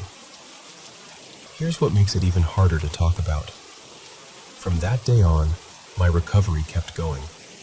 Steady, clear, like the worst had passed and wasn't coming back. Doctors never gave us an explanation that made sense. It just resolved. And Milo never got to see the kid he guarded actually come back. We buried him under a tree in the yard, the one that cast shade over the grass in the late afternoon. I remember we ringed the spot with pale little stones we found nearby. Nothing fancy, just a small circle, like a promise. My parents believed, truly believed, he gave his life for me. And look, I know how that sounds. I know the logical explanations people might reach for, but even now, all these years later, I can't shake how perfectly the timing lined up. How he changed when I changed. How he faded as I faded. How he let go right when I started to come back. I can't prove anything. I can't explain it. I just know that some bonds don't make sense on paper. And sometimes, the thing that keeps watch over you doesn't have to be human.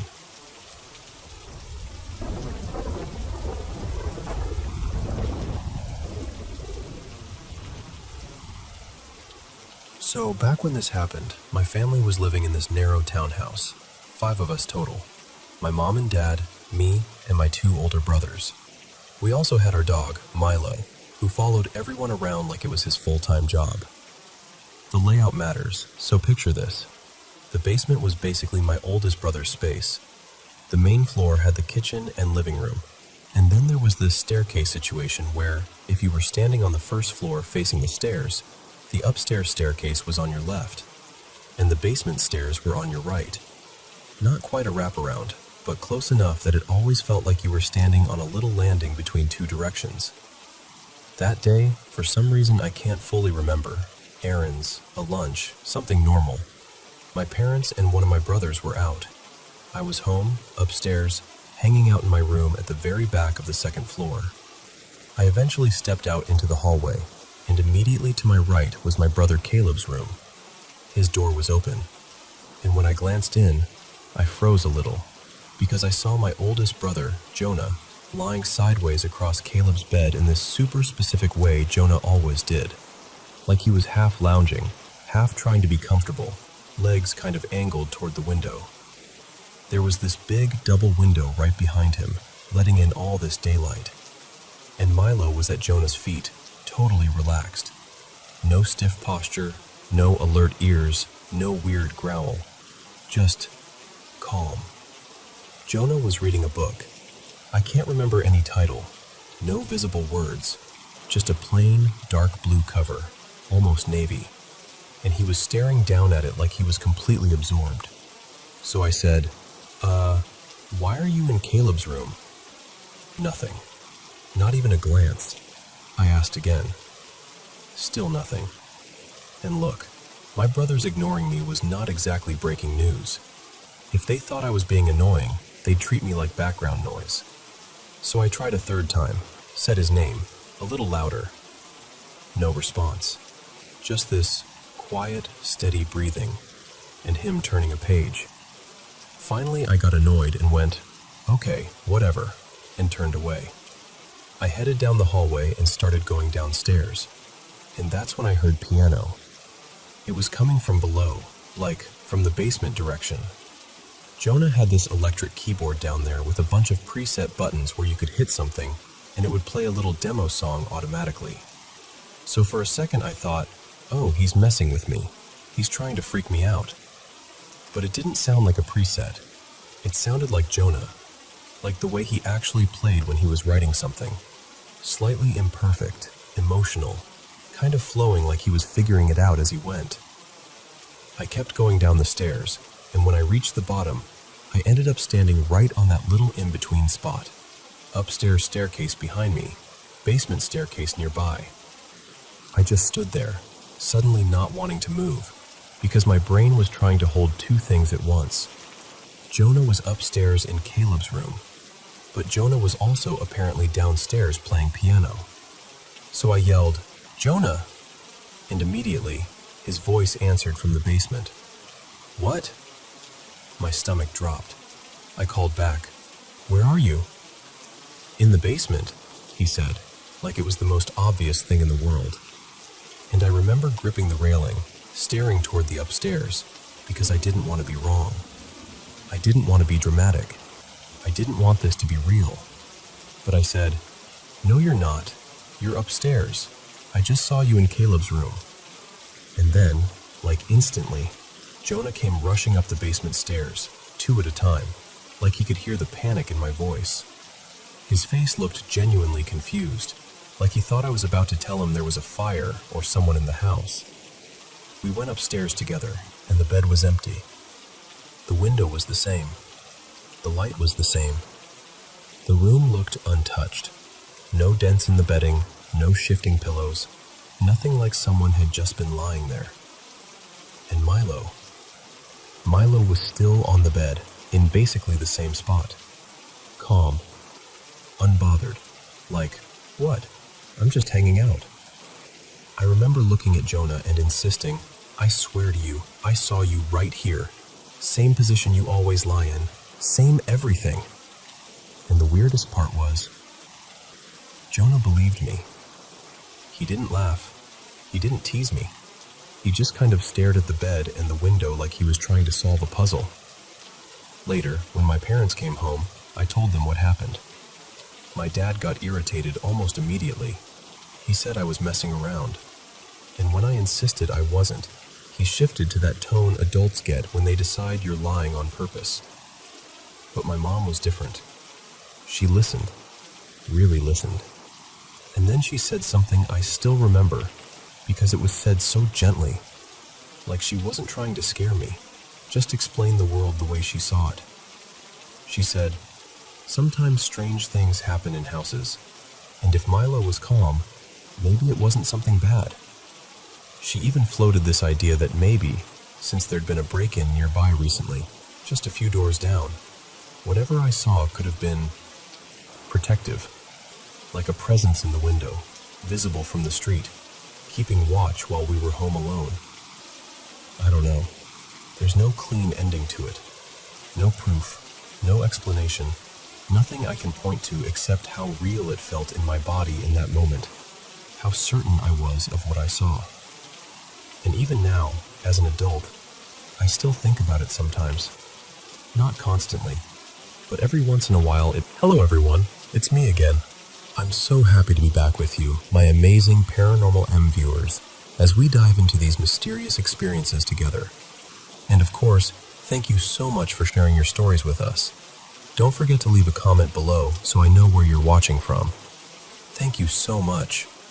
Please subscribe and turn on notifications so you never miss our latest videos. So, I've been turning this over in my head for weeks, and I finally decided to just say it out loud to someone, because keeping it bottled up has started to feel worse than the story itself. A little while back, I went to this laid-back art night where people were showing their work. Nothing fancy, just local artists and curious folks wandering around with plastic cups and polite smiles. I'm 21, and I'd gone mostly to get out of the apartment and soak in something creative. At one point, this guy I didn't know, maybe mid-20s, walks right up to me like we'd already met. His name might have been Ethan, or Eric. I don't know.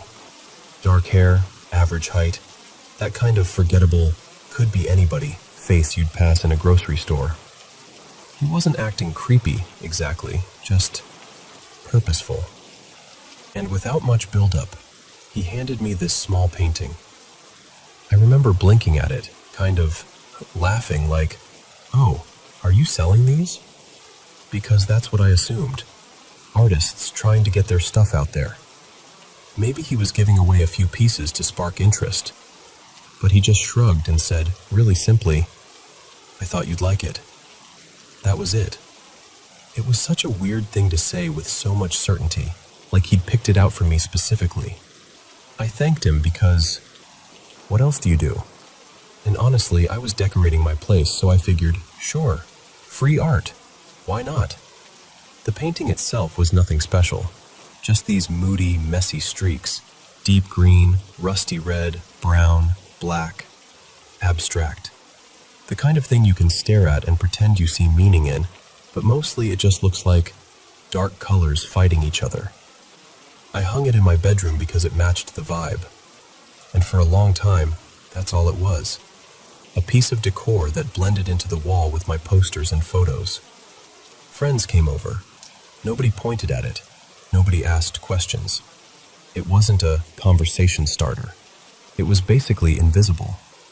And I swear to you, on everything, I never saw anything in it besides those random splashes.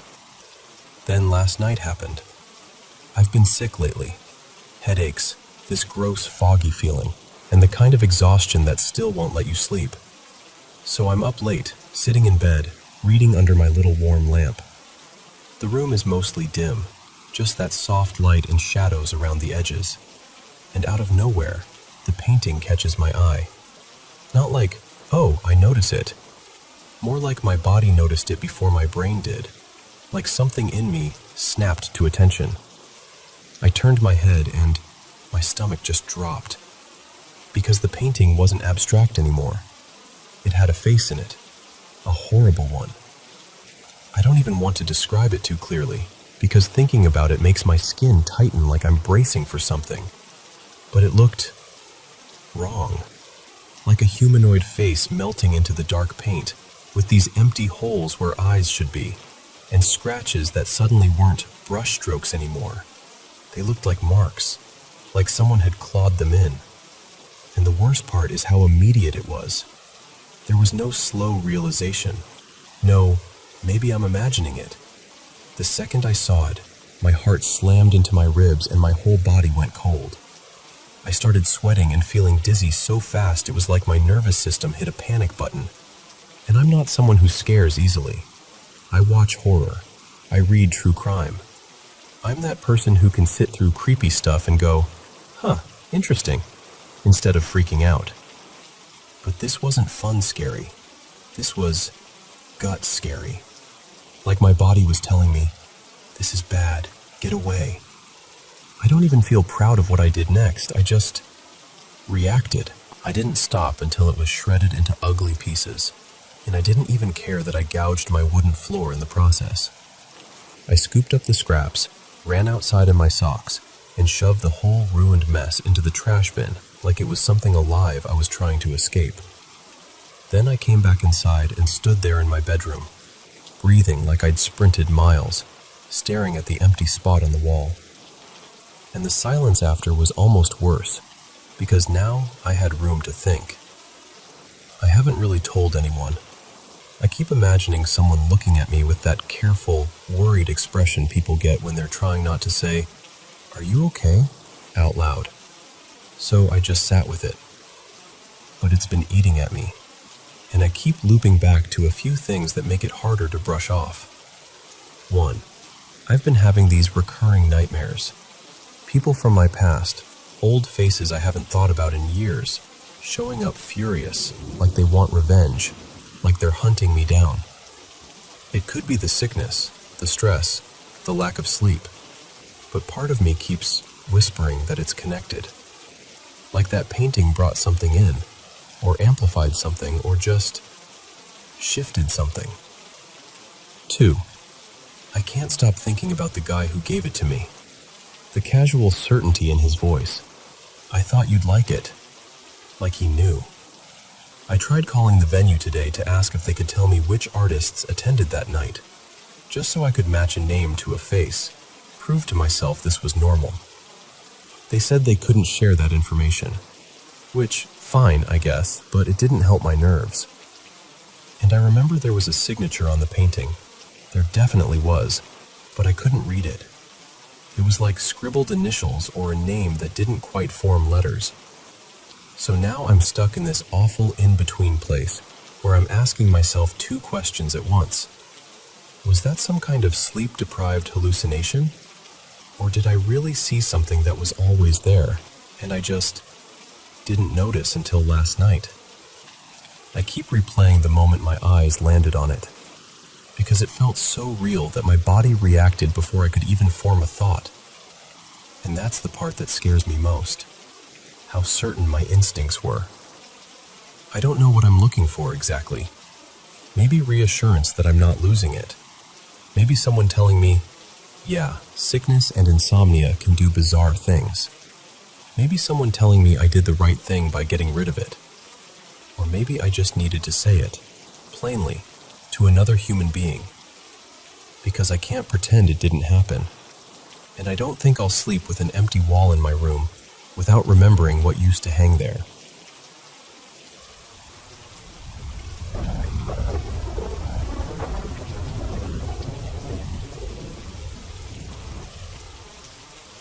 So, let me take you back to when I was 16. It was 2007, middle of winter, the kind where the cold feels like it's pressing its face against the windows. We lived in this old house tucked deep in the woods at the end of a long gravel driveway. To even get to our place, you had to turn off this quiet neighborhood road lined with aging houses and bare trees, then commit to this long, crunch stretch of gravel that basically announced your arrival to the whole property. And every so often, some random car would creep down that driveway. Probably just nosy people who didn't realize it was a dead end, then turn around and leave. You could always hear the tires. That gravel made sure of it. Now, the house had a finished basement with its own back door. Down there was a little office, a half kitchen, a bathroom. And because nobody else really spent time in the basement, it became my space.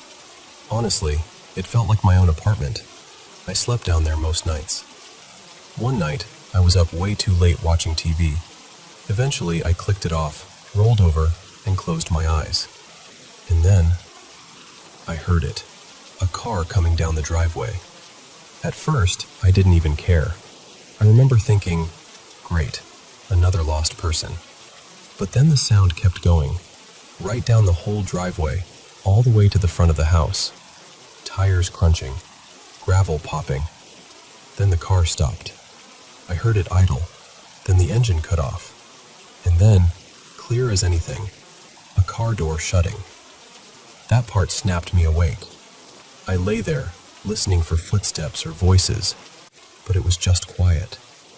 So after a minute, I got up and went upstairs to check. I didn't turn on lights. I just moved through the window and looked out the front windows. No headlights, no car, nothing in the driveway. And my mom always kept her car under the carport, which I could see from the front door window panes. Her car was right where it was supposed to be. So I stood there, confused, staring out at empty night. Eventually, I told myself I must have imagined the door sound, or maybe the car turned around fast and left. I went back downstairs, unsettled but trying to shrug it off, and eventually, I fell asleep. The next night, same routine. Late TV, click, darkness, quiet, and then again, crunch, a car coming down our gravel driveway like it owned the place. It pulls all the way up, idles, engine cuts off, car door shuts. This time I got up immediately, went upstairs and checked the windows again. And again, nothing. No car, no lights, no movement. Just the woods and the driveway, and that empty, cold silence. I remember standing there thinking, okay, what is happening? I didn't have another option, so I went back downstairs and tried to sleep. But I'll be honest, my body didn't really believe I was safe anymore. My mind kept replaying that door shutting sound, that confident sound, like someone had arrived on purpose. The next day, my mom was decorating for Christmas. One of the things she did was hang those little jingle bells on the knob of the basement back door, the one that opened to the backyard. And you need to understand something about that door. We basically never used it. In winter, my family would cover doors and windows we didn't use with plastic, taped tight, like we were sealing the house up against the season. That basement back door was one of them. Plastic stretched over it, taped down. In front of it, we kept 2 big bins of cat litter. And it wasn't just casually locked. It had a chain, a deadbolt, and the regular doorknob lock. 3 locks, plus the plastic, plus the clutter in front. Also, my stepdad Marcus was away for work at the time. He'd take jobs out of town and be gone for weeks. So it was just me and my mom in the house. I turned off the TV. The room settled into darkness. I remember staring at the faint rectangle of moonlight coming through a small window near that doorway. And then, the car, again, crunching down the driveway, deliberate, coming all the way down like it had done it before. I listened to it pull up in front of the house. I heard it idle.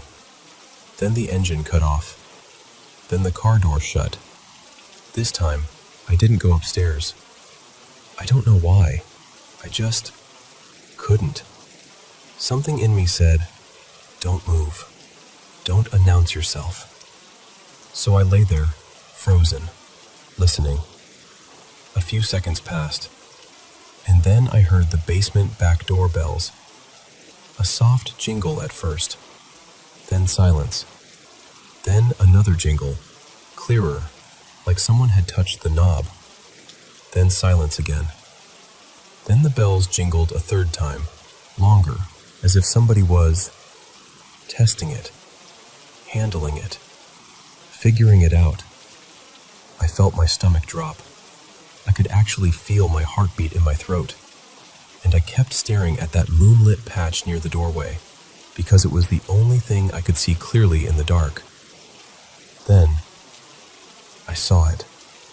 A silhouette.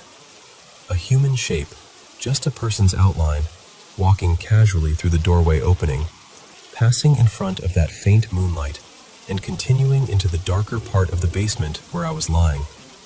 Not running, not sneaking, just walking, like they belonged there. I swear, even telling you this now makes my skin tighten. I didn't scream. I didn't move. I didn't even breathe right. My brain did something I still can't fully explain. It just shut down, like a breaker flipping. I remember this overwhelming surge of nope, like my mind decided the only way to survive was to stop being present. And then, nothing. The next thing I remember is my mom shaking me awake. She only ever came into the basement in the early morning because she used the basement bathroom while getting ready for work. But this wasn't her normal wake-up. She was scared. She was saying my name, Evan, Evan, and her voice sounded tight and thin, the way people sound when they're trying not to panic. And she was holding this old aluminum Little League baseball bat of mine like it was the only thing keeping her upright. The second I sat up, she whispered, "I think someone's in the house." I remember saying, loud, "What?" And she said, "The back door is open." I stood up so fast I got dizzy and walked straight to the doorway into the kitchen area. And yeah, the back door was wide open, pushed all the way as far as it could go. The cat litter bins had been shoved out of the way. The plastic that had been taped over the door wasn't torn. It wasn't shredded. It wasn't hanging in strips. It was just not properly sealed anymore, like it had been carefully worked loose. And the locks? All three of them were unlocked. No broken glass, no splintered wood, no damaged chain. Nothing cracked, nothing forced. It was just opened. Like somebody had the patience and the time and the control to undo everything without leaving a trace. We went outside, and the wooden gate in the fence was also wide open. Again, not halfway, not drifting. Open as far as it could swing. I searched the basement, then the upstairs. Closets, rooms, behind doors, everywhere. My mom hovered nearby, gripping the bat. No one was there. Nothing was stolen. Nothing looked disturbed. But the house felt wrong after that, like it had been visited. I started sleeping upstairs from then on. No debate. I didn't care if I had to sleep on the floor. And here's one more detail that still messes with me. That basement TV would sometimes turn itself off when I left the room, and then turn back on when I walked back in. Same TV we'd had for years, before that house and after. Never did that anywhere else. Only there. I've had other strange experiences in my life, sure. But what I can't shake is that car, how I heard the engine, the door shutting, how it always sounded so real, and yet there was never a car outside. And then that night, the door ended up open anyway. Unlocked, untouched, like whatever came down that driveway didn't need to break in, like it already knew how to get in.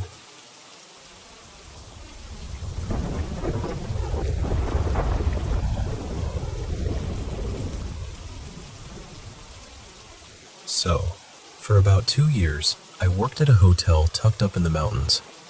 I'm not going to say where or what it was called, just for privacy, but I can tell you this.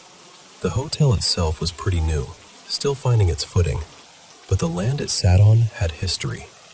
Old history. Like early 1900s kind of old. The building was tall for where it was, about 15 levels if you counted everything. 2 underground parking levels, a bunch of guest floors, and then this strange top section that felt more like an attic than anything else. Those upper floors weren't for guests. They were mostly storage, extra furniture, old supplies, seasonal stuff. And that's where the weirdness seemed to gather. It wasn't constant. It came in waves. You'd have a calm stretch where nothing happened. Then all of a sudden you'd get little moments. A shape slipping past the end of a hallway when you know no one's up there. Motion lights clicking on even though the sensors were picky and you practically had to do a little dance to trigger them. There was one light on an upper floor that I'd sometimes just stare at, almost like a challenge, watching it blink to life on its own. Most of the staff had a favorite explanation. It's a child.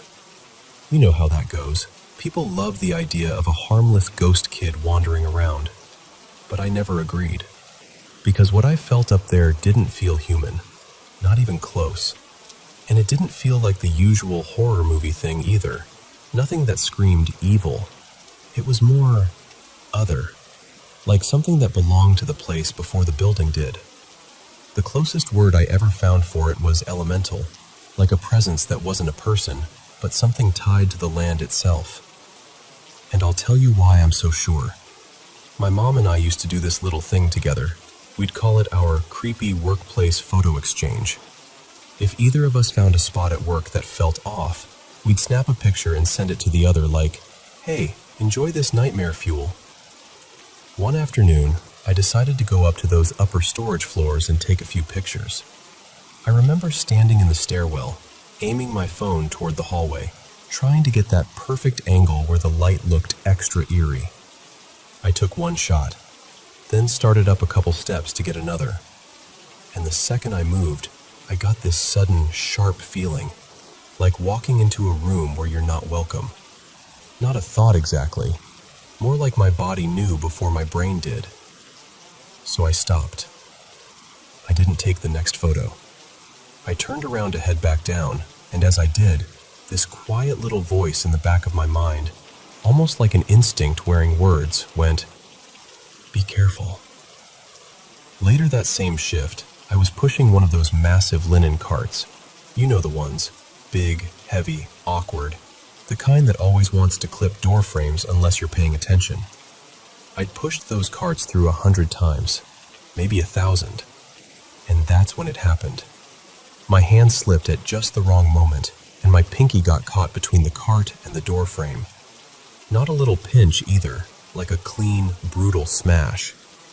I yanked my hand back and just stood there blinking, stunned, because it happened so fast it didn't even feel real at first. I ended up in a splint for a couple of weeks.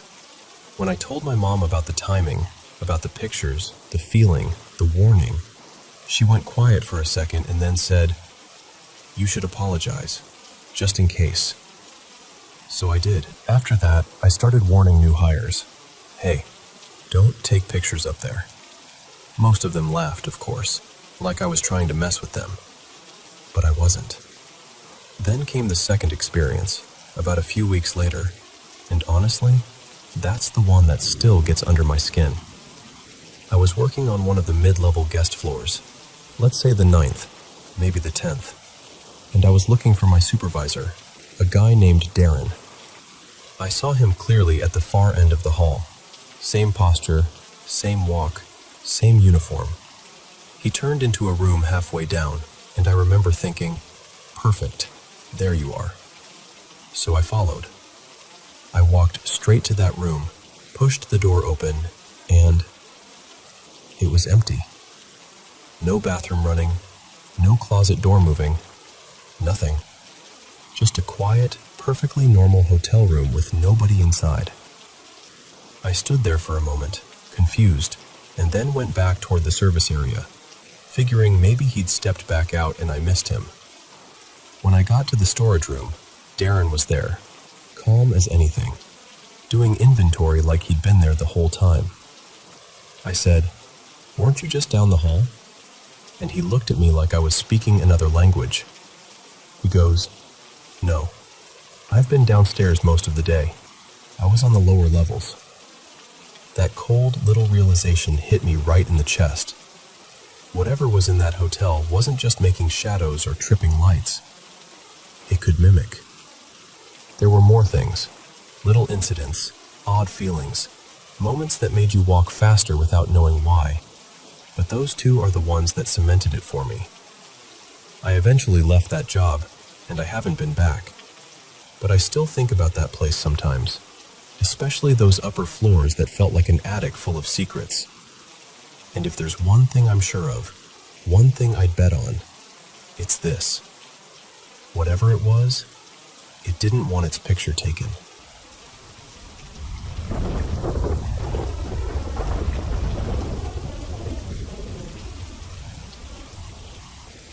Hey, so I need to tell you about this one place, because I've lived in a handful of haunted houses over the years, but those were usually the kind of stories that still felt human, you know?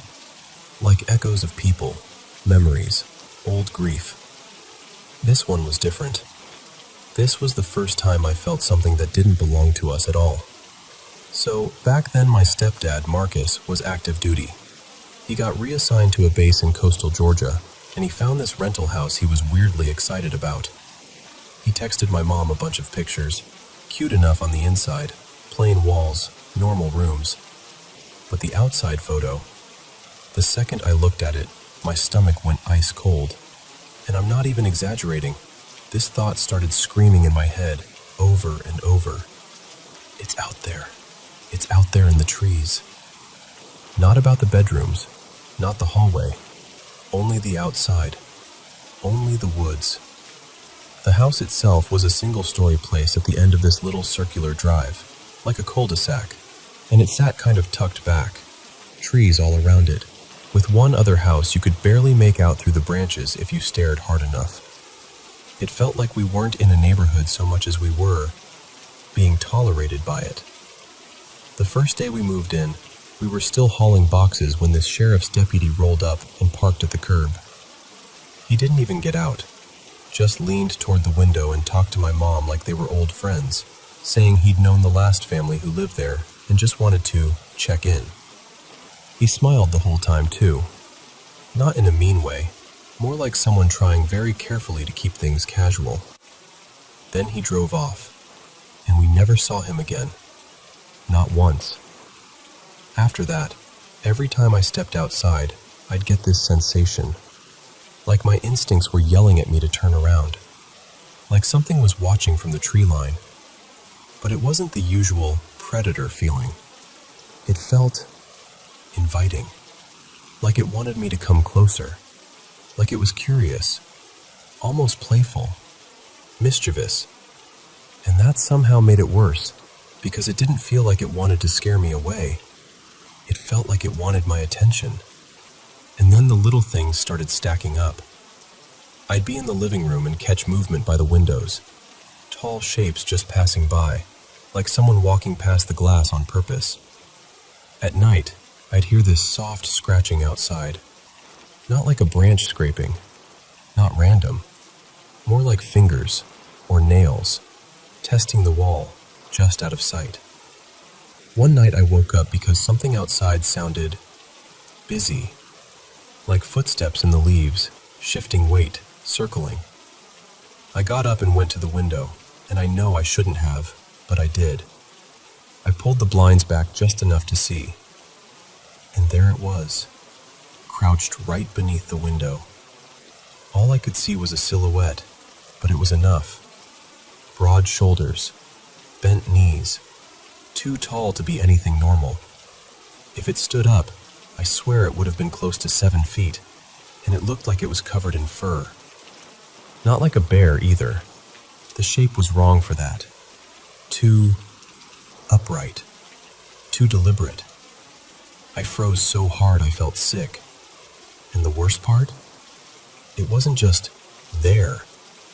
It felt like it knew I was looking, like it was waiting for me to realize it had been right outside the whole time. A few days later, my mom and Marcus took my little brother Eli to the airport. Family stuff, long story, and I was home alone. I was doing laundry, just trying to keep my mind busy, when I noticed my bedroom looked brighter than it should have. I remember thinking, great, I left my lamp on like an idiot. So I walked down the hall, went to my doorway, and just stopped. My bedside lamp was off. I just stood there, staring up at it, feeling my face go hot. My hands got tingly, the way they do when your body is gearing up to run.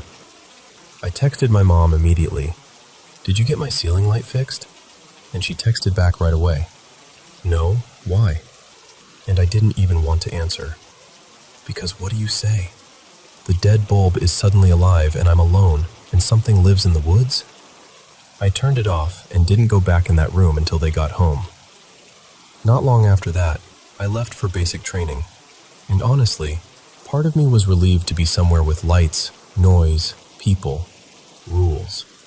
Like maybe distance would cut whatever invisible string that place had tied around my nerves.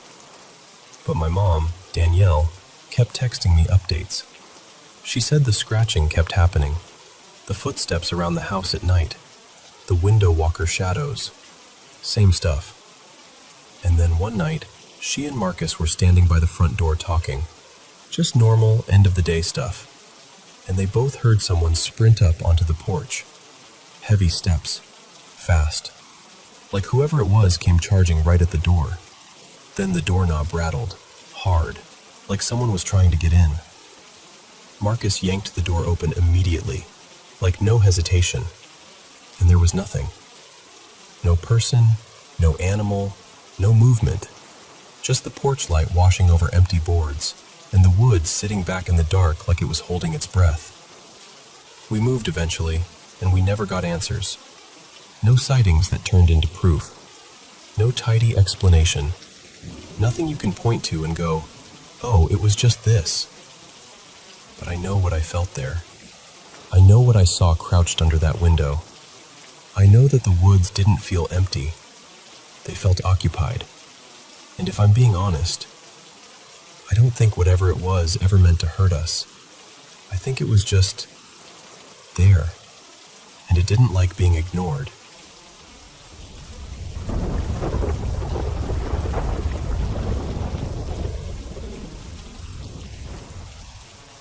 So, growing up, my family kind of had a talent for ending up in places that didn't feel entirely empty. Part of it was being a military kid. We moved a lot, and when you're stationed on older bases, you don't always get the shiny, brand new neighborhood. Sometimes you get the stretch of housing that's been there forever, the part people casually joke about being the weird side. And honestly, sometimes the jokes feel a little too accurate. There was one base we lived on twice in my life. The first time I was little, too young to have words for what I was sensing. The second time we came back, I was older, and I'd gotten really into paranormal stuff. I'd read, I'd watched documentaries, I'd learned the language people use for these things. So returning there felt like coming back to a place that already knew my name. The wives on that base, including my mom, were convinced there was some kind of old officer making his rounds. They always described him the same way, stern, restless, like he still thought he was in charge of the whole street. My mom still swears he pops in now and then, like he never really moved out. But the house we got the second time? That one didn't feel like the officer. It was actually a newer build, fresh paint, newer fixtures, none of that creaky, "this place has been standing since horses were a primary mode of transportation" vibe. And yet the moment we walked in, my mom and I exchanged this look like, yeah, you feel it too. Because for us, a normal house feels like a blank room, like air and space, nothing more. But a haunted place, however you want to define that, doesn't feel empty. It feels occupied. Not necessarily in an aggressive way, just present. Like you're not alone in your own hallway. Like if you stare too long into a dark window, something might lean closer from the other side.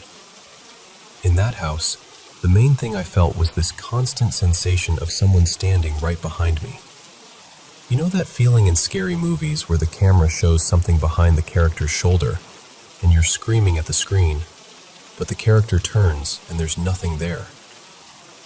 It was like living in that moment over and over. I'd be brushing my teeth, folding laundry, walking down the hall, and I'd get that prickling certainty like, if I spin around fast enough, I'll catch it. To keep myself from getting too freaked out, I did what I always do when I'm nervous. I made it a little bit of a joke. I started calling whatever it was Eli, just to give it a name. Not because I knew who it was. More like if I named it, it couldn't own the whole space. Like I was taking a tiny bit of control back. And then one night, things got specific. I was in bed, half asleep, and I heard pacing above me, up in that small attic access area. Not gentle footsteps, not the house settling. This was fast, frustrated pacing, like someone was riled up. Like a person walking back and forth in a tight room because they're angry or panicking. The weirdest part was how emotional it sounded. Like the air itself was irritated. So the next day, my mom and I decided to do a mini investigation. Nothing dramatic. Just us, trying to see if there was a logical source, trying to acknowledge whatever was going on without feeding it fear. We pulled down the attic hatch. My mom climbed up just enough to stick her head through, and immediately she called down, "Hey, did you put the holiday bins up here?" My stepdad, totally casual, goes, "Yeah, I stored them up there last week." And my mom and I just looked at each other. Because it clicked at the same time for both of us. That pacing didn't feel random. It felt like complaining. Like something was upset that its little space had been disturbed, and I swear to you, the entire house calmed down. It wasn't instant, like a switch flipping. More like the feeling of tension dissolving, like someone unclenched a fist. The heavy, behind you sensation faded. The restless energy thinned out, like we'd apologized without saying a word. Not long after that, my stepdad got promoted and we moved, literally just a short walk away. New house, same base, same familiar roads. And things were quieter. But then my mom came to me one afternoon, and she looked unsettled in this way I recognized. She said, "I had a dream about the old dining room." In her dream, she was standing in that dining room from the previous house, and sitting at the table was a little boy, small, still, dressed in old-fashioned clothes. Not Civil War uniform old, older than that. Like late 1700s or early 1800s. The kind of outfit you'd see in a history book and immediately think, that kid's not from here. She said he looked up at her, and there was blood coming from his eyes and his mouth. She started yelling at him to leave. She said it just came out of her, like instinct, like she was trying to protect the house, protect us. And the boy looked genuinely startled, like he hadn't expected to be confronted. And then he said, very clearly, "But I don't want to leave." When she told me, we both sat with it for a minute. Because it wasn't just scary, it was sad. It had that hollow, lingering feeling some dreams have. Like they're not really dreams at all. Later, I couldn't stop thinking about the blood, specifically from the eyes and mouth. That detail felt medical, almost, like it meant something. So I started researching old illnesses in that region, back when those kinds of clothes would have been normal. And I went down a rabbit hole about yellow fever, because I knew it had hit different parts of the US hard in the 1800s. And what I found made my stomach drop. There had actually been yellow fever outbreaks in that area in the 1800s. And there were descriptions of a second stage, where symptoms could worsen dramatically, where people could bleed from the mouth, and sometimes from the eyes. When I told my mom, she went quiet. Not in a spooky, dramatic way, more like that stunned silence you get when something random suddenly has a shape. And that's when the story shifted in our minds. Maybe Eli wasn't some grumpy soldier or roaming officer at all. Maybe it was a child, sick, trapped in the echo of something awful, protective of the only room that still felt like his. Maybe the pacing wasn't rage. Maybe it was distress. Maybe the activity settled down because we finally respected his space, even accidentally. And that line from my mom's dream, "I don't want to leave," it didn't sound threatening. It sounded like a kid who'd already lost everything once and didn't want to be pushed out again.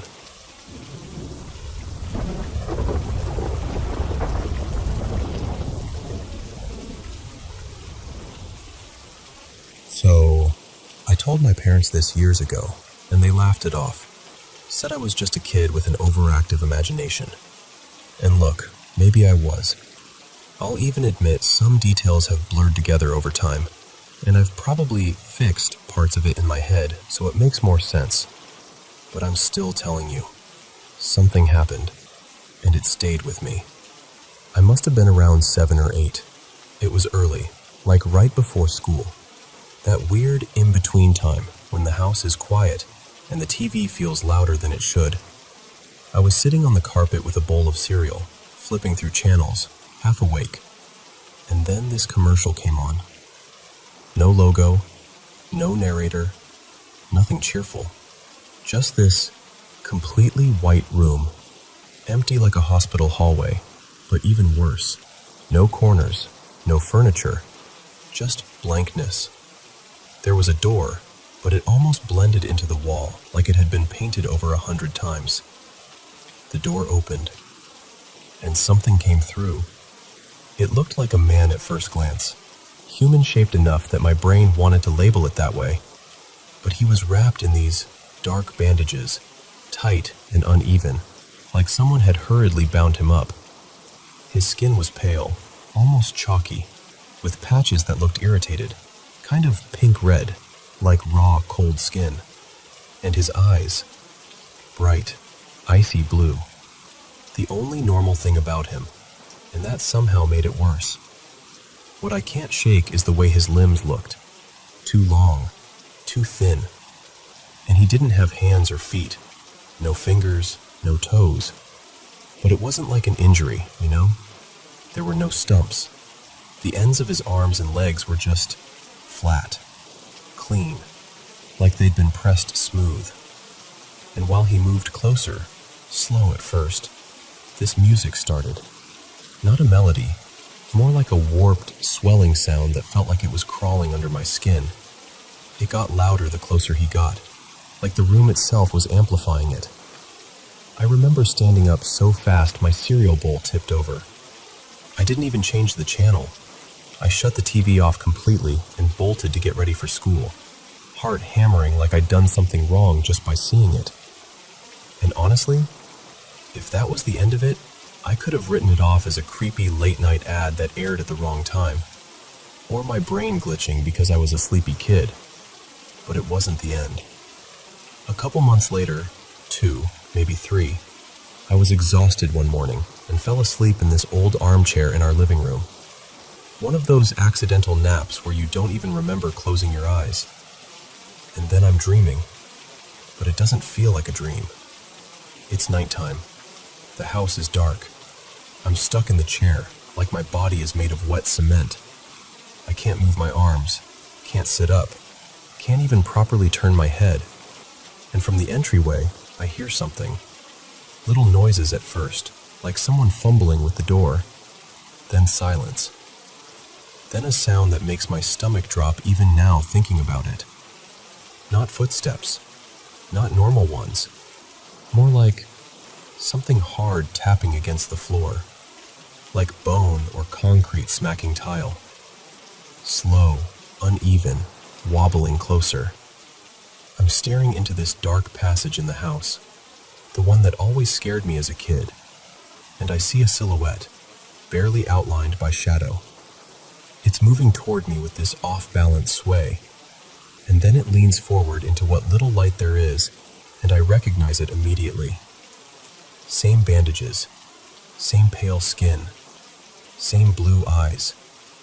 It stops, turns its head, and looks directly at me like it knows I'm there. And for a split second, it stays perfectly still, like it's listening. Then it moves, and I woke up. I went to school shaking, trying to act normal, but my thoughts were just a loop. Why did I see it again? What is it? Why me? I told my older cousin about it later. His name was Mateo, and he joked that I'd watched something cursed. I laughed along, but I didn't feel better. I just felt watched, even in broad daylight. Years passed, and eventually it faded into one of those memories you keep in a box you don't open. Sometimes I'd think it was just childhood fear, just sleep paralysis, just TV weirdness. I wanted it to be that simple. And then, much later, it came back one last time. I was older, old enough that it felt embarrassing to even admit this happened. I'd just gone through a breakup, 3 years with someone. Her name was Kiara, and when it ended, I felt hollow in that quiet, heavy way. Like your room looks the same, but it isn't the same. I spent days sleeping on and off, drifting in and out, barely eating. At some point, for no real reason, that old memory surfaced. The white room, the bandages, the flat ends of the limbs, the sound. And this weird thing happened. I didn't just feel fear. I felt sadness. Like this thing wasn't just a monster in my head, like it was something trapped. I'm not religious, never have been, but I remember thinking, what if it's not hunting me? What if it's stuck? I shook the thought off. I told myself to stop spiraling, rolled over, and went back to sleep. That was the mistake. It's night again, but I'm in my room. Except it isn't quite my room. The layout is off, subtly wrong, like the dream is copying my life from memory and getting the details slightly wrong. The curtains look pale and sickly, like they've been sun-bleached for years. The light in the room is dim, one weak bulb casting a tired yellow glow. And I hear it. That same sound, that hard, scraping tap, closer than it should be. But this time, I can move. And somehow that's worse, because now I'm responsible for what happens next. I slam my bedroom door shut, the one that opens to the long hallway, and I stand there listening, chest rising too fast, heart punching at my ribs. The sound gets louder, steady and patient, and I feel exhausted, like the air itself is heavy, like the room is pulling me down. I remember whispering to myself, what is the point of this? Like I'm trying to reason with the nightmare. Then I notice something through the curtain. A shape. A silhouette standing just outside the window, barely visible, like a stain on the night. Watching me. The tapping stops. And it's quiet in that awful way where you can hear your own blood rushing in your ears. I stare at it, trying not to blink. Like if I look away even for a second, it'll change positions. Seconds stretch. And then, crack. The glass makes this tiny spiderweb sound. My whole body jolts with panic, and suddenly I know exactly what I have to do. Run. I rip the door open and sprint into the hallway just as the window behind me shatters with this violent, exploding sound. I don't look back. I can't. I just run, barefoot, breath tearing, hearing that horrible tapping behind me, faster now, closer, like it's gaining. I hit the stairs, slip, and tumble hard. My shoulder slams, my hip screams. I land near the front entrance in a heap, stunned and aching. And the sound is right there, close enough that it feels like it's inside my skull. I scramble toward the door and yank it open, desperate for outside air, desperate for anything that isn't this house. But I'm too slow. Not walking upright, moving low, wrong, like a spider made of bandages and pale limbs. those flat ends slapping the floor, propelling it forward in jerky bursts. Its blue eyes locked on me, unblinking. It's almost on top of me. And I wake up, wide awake, sweating, shaking, that horrible empty fear sitting in my chest like a weight. It's been about 2 years since that last dream. Sometimes I can go months without thinking about it. And then a white hallway in a movie, or a door in bright light, or the sound of something tapping on concrete will bring it all back. I still don't know what it was. A weird commercial? Sleep paralysis? My brain stitching fear into a story and replaying it when I'm vulnerable. Maybe. But whatever the explanation is, I just know this. I never want to see it again.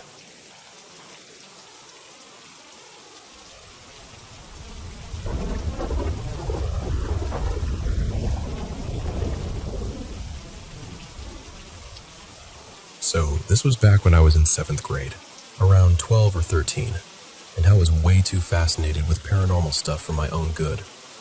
Like, I'd mess around with those games people dared each other to try. Little rituals I barely understood, thinking it was all just spooky fun. And honestly, the deeper I got into it, the more it felt like I was inviting something to notice me. One night, I couldn't sleep at all. I kept rolling over, flipping my pillow, doing that whole, maybe this side is cooler thing. And I remembered this tip I'd read somewhere. If you can't fall asleep, just keep your eyes open until they get tired, and you'll drift off faster. Sounds dumb, but I was desperate, so I tried it. I'm lying there, staring around my room, just letting my eyes wander. Everything's quiet. The door is cracked open, like it usually was. And then, my gaze lands on the doorway, and I notice this patch of darkness. Not the normal kind. Not, oh, the hall is dim. It was like the dark was thicker there, like it was gathering itself up. At first, I'm totally calm, because my first thought is, okay, cool, my imagination is acting up. I'm half asleep. Whatever, Mia, relax. But the darkness starts taking shape. Not details, not a face, just the outline of a person. A tall one. And when I say shadow, I don't mean flat, like a stain on the wall. I mean it had this weird depth to it, like a 3-dimensional silhouette. It was almost as tall as the doorway, and it looked like it was leaning in, gripping the door frame with one hand. Kind of hunched, like it was peeking into my room on purpose. And I'm still trying to rationalize it, right? Like, maybe it's a pile of clothes. Maybe it's the angle. Maybe I'm just freaking myself out. But here's the part that snapped me out of that.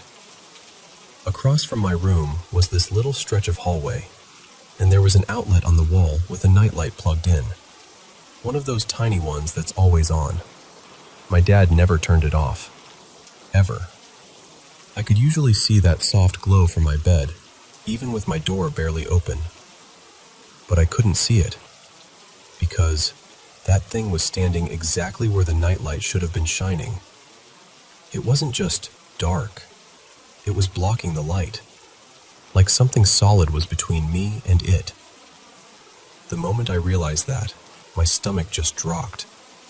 You know that feeling where your heart feels like it falls into your gut? That. My whole body went cold. I didn't even think. I just yanked the blanket up over my head like I was 5 years old again. And I started whispering prayers, fast, shaky, barely able to get the words out. I'm Orthodox, and it was pure instinct. Like my brain didn't know what else to do except, please, God, please. And then, I don't even remember the moment I fell asleep. I must have passed out from fear, because the next thing I knew, it was morning. Later, I tried to talk myself out of it, like, maybe it was my dad. But no, my dad was down the hall, snoring like a chainsaw the entire time. And besides, the hallway nightlight was on. That's how I could see the outline in the first place. I just couldn't see the actual light because something was in front of it. Even now, thinking about it makes my skin prickle. Because I can handle the idea of a tired brain imagining shapes in the dark. But I still don't know how to explain something that stood in the exact spot where that nightlight should have been, and made it disappear.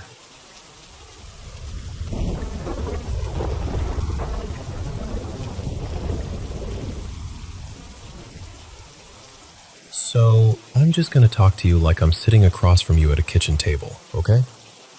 Because if I try to explain this any other way, I start hearing my own thoughts get loud, and then I second-guess everything I've ever lived through. Ever since I was a kid, I've noticed things other people either don't notice, or they notice and pretend they didn't. And yeah, I know how that sounds. Trust me, I'm the first person to try to talk myself out of it. Quick context before I really get into it. My family has a heavy history. Stuff like cancer, chronic depression, bipolar disorder, and migraines. I've never been diagnosed with any of that myself, but it's always been in the background, like this quiet explanation people can point at if I ever say, "Hey, something's not right." The first thing I can remember clearly is this nightmare. I started having it when I was about 7. I'm 22 now, and it still comes back, especially when something bad happens in the family, or when the air in life just feels tense. In the dream, I'm standing in this blank, pale room. Not scary. Honestly, it's almost calming. Like floating in silence. I can hear myself thinking, like my thoughts have space to echo. And then, without warning, the quiet gets shredded. It's screaming. Not one voice, not even a few. It's like the room fills up with a crowd of something, and they're all screeching at once from every direction. It's so loud, it doesn't even sound human anymore, and it doesn't stop until I wake up. And every single time I wake up, I get a migraine. Like the dream leaves a bruise behind. For years, I told myself it was just a nightmare. A weird, recurring one, sure, but still just a nightmare.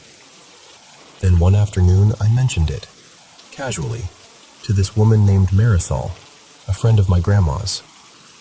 I didn't even mean to make it a whole thing. I was like, isn't it odd how brains do that? Kind of laughing, trying to keep it light. But she didn't laugh. She went dead serious and said, "Whatever you do, don't answer them." I remember just staring at her like, "Answer who?" And she leaned closer, like she didn't want the walls to hear. She told me not to scream back, not to speak, not to plead, not to try to calm them down. Just let it happen until it ends on its own. She said sometimes things use a mind like a doorway. Like if you respond, you give them a handle to grab. Now Marisol is one of those people who truly believes in spirits. She cleanses her house with herbs. She trusts her gut like it's a sixth sense. And she refuses to step into places that feel wrong. Not unsafe because of people. Unsafe because of something else. And the thing is, I kind of understood what she meant, because I felt that wrong feeling too. We moved a few times when I was younger, and in almost every place, there was at least one corner of the house that felt occupied. There was one house in particular. When I think about it, my chest still tightens. I hated being inside. I spent most afternoons outside until the sun went down, and on weekends, I basically lived at my friend Kira's place just to get away from it. I slept better anywhere that wasn't my own bed. One night in that house, I was in my room with my little brother, Evan. We were just talking, nothing spooky, nothing dramatic. I remember I just shut my closet door and it clicked into place. Both of us heard it. A minute later, the closet door creaked open. Slow, like someone was pulling it from the inside. And then it slammed shut so hard it rattled the frame. Evan and I didn't even speak. We just looked at each other and left the room like it was on fire. And that was only one thing. I used to see movement in the hallway late at night.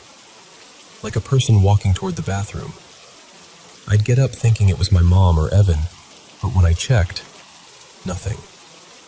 Empty hallway, quiet house. There were nights I felt pressure on the edge of my bed, like someone sitting down, slow, careful, while I was wide awake. And sometimes the air felt charged, like static before a storm, making the hair on my arms lift for no reason. I know how this sounds. I do. Half the time, even I hear myself and think, okay, maybe you're exaggerating. But when it's been happening since you were little, it doesn't feel like a story you invented. It feels like a language your body learned without asking permission. My grandmother's house was different, though. It had activity, sure, but most of it felt familiar, almost like the house remembered people.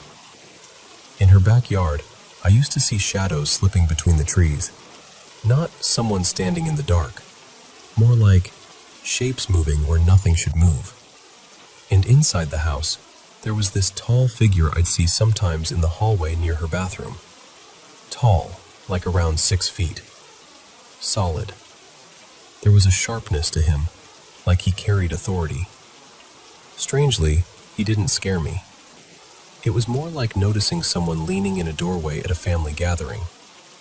Later, when I described him, my grandmother got really quiet and said, "That sounds like your great-grandfather, Raphael." She told me he used to stand right there when people were over, like he couldn't sit still, like he was always watching over things. And hearing her say that made something click in my chest. Not fear, exactly. More like recognition. I've also seen figures on her porch behind the curtains, like silhouettes paused in the window, except the porch stairs are old wood that groans if a cat walks on it.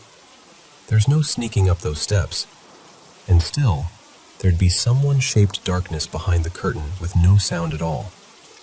Sometimes I'd hear banging at her back door. I'd go to the peephole expecting to see some neighbor or a delivery guy, and there'd be nobody. Just night.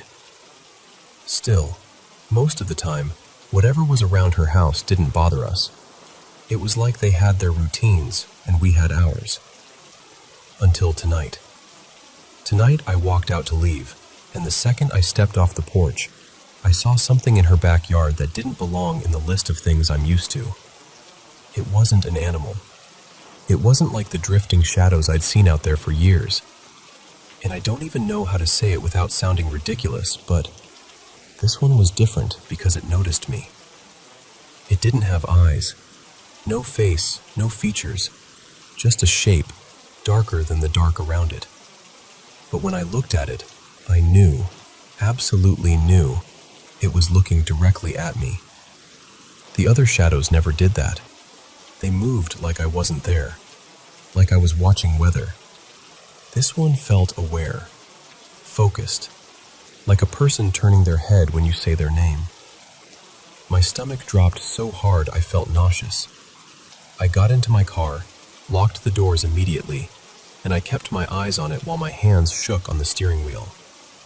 And it just stood there, watching, like it was waiting to see what I'd do.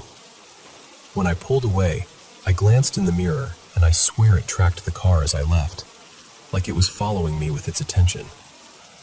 On the way home, I have to pass this stretch of road by a cornfield. I always drive it slow because deer pop out like they're trying to get hit. It was normal. Headlights, darkness, that soft rustle you imagine corn making even if the windows are closed. And then I saw it again, in the field. The same shape, the same feeling, that impossible certainty that it was watching me and not just existing near me. My whole body went cold, like my skin forgot how to be warm. I didn't stop. I didn't even hesitate. I just drove like my house was the only safe spot left in the world. I told one person, my coworker Jace, and even saying it out loud made me feel stupid. He did that polite smile people do when they don't want to call you a liar, but they also don't believe you. But I know what I saw. And the worst part isn't even what I saw. It's what I felt. something is wrong. Something feels tilted, like the next few nights are going to bring something with them, and my body knows it before my brain can make sense of it. I really, really hope I'm wrong.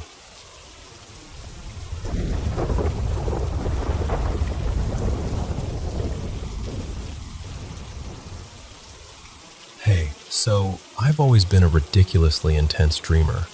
Like the kind of dreams that feel more real than real life and stick to you like a smell in your clothes.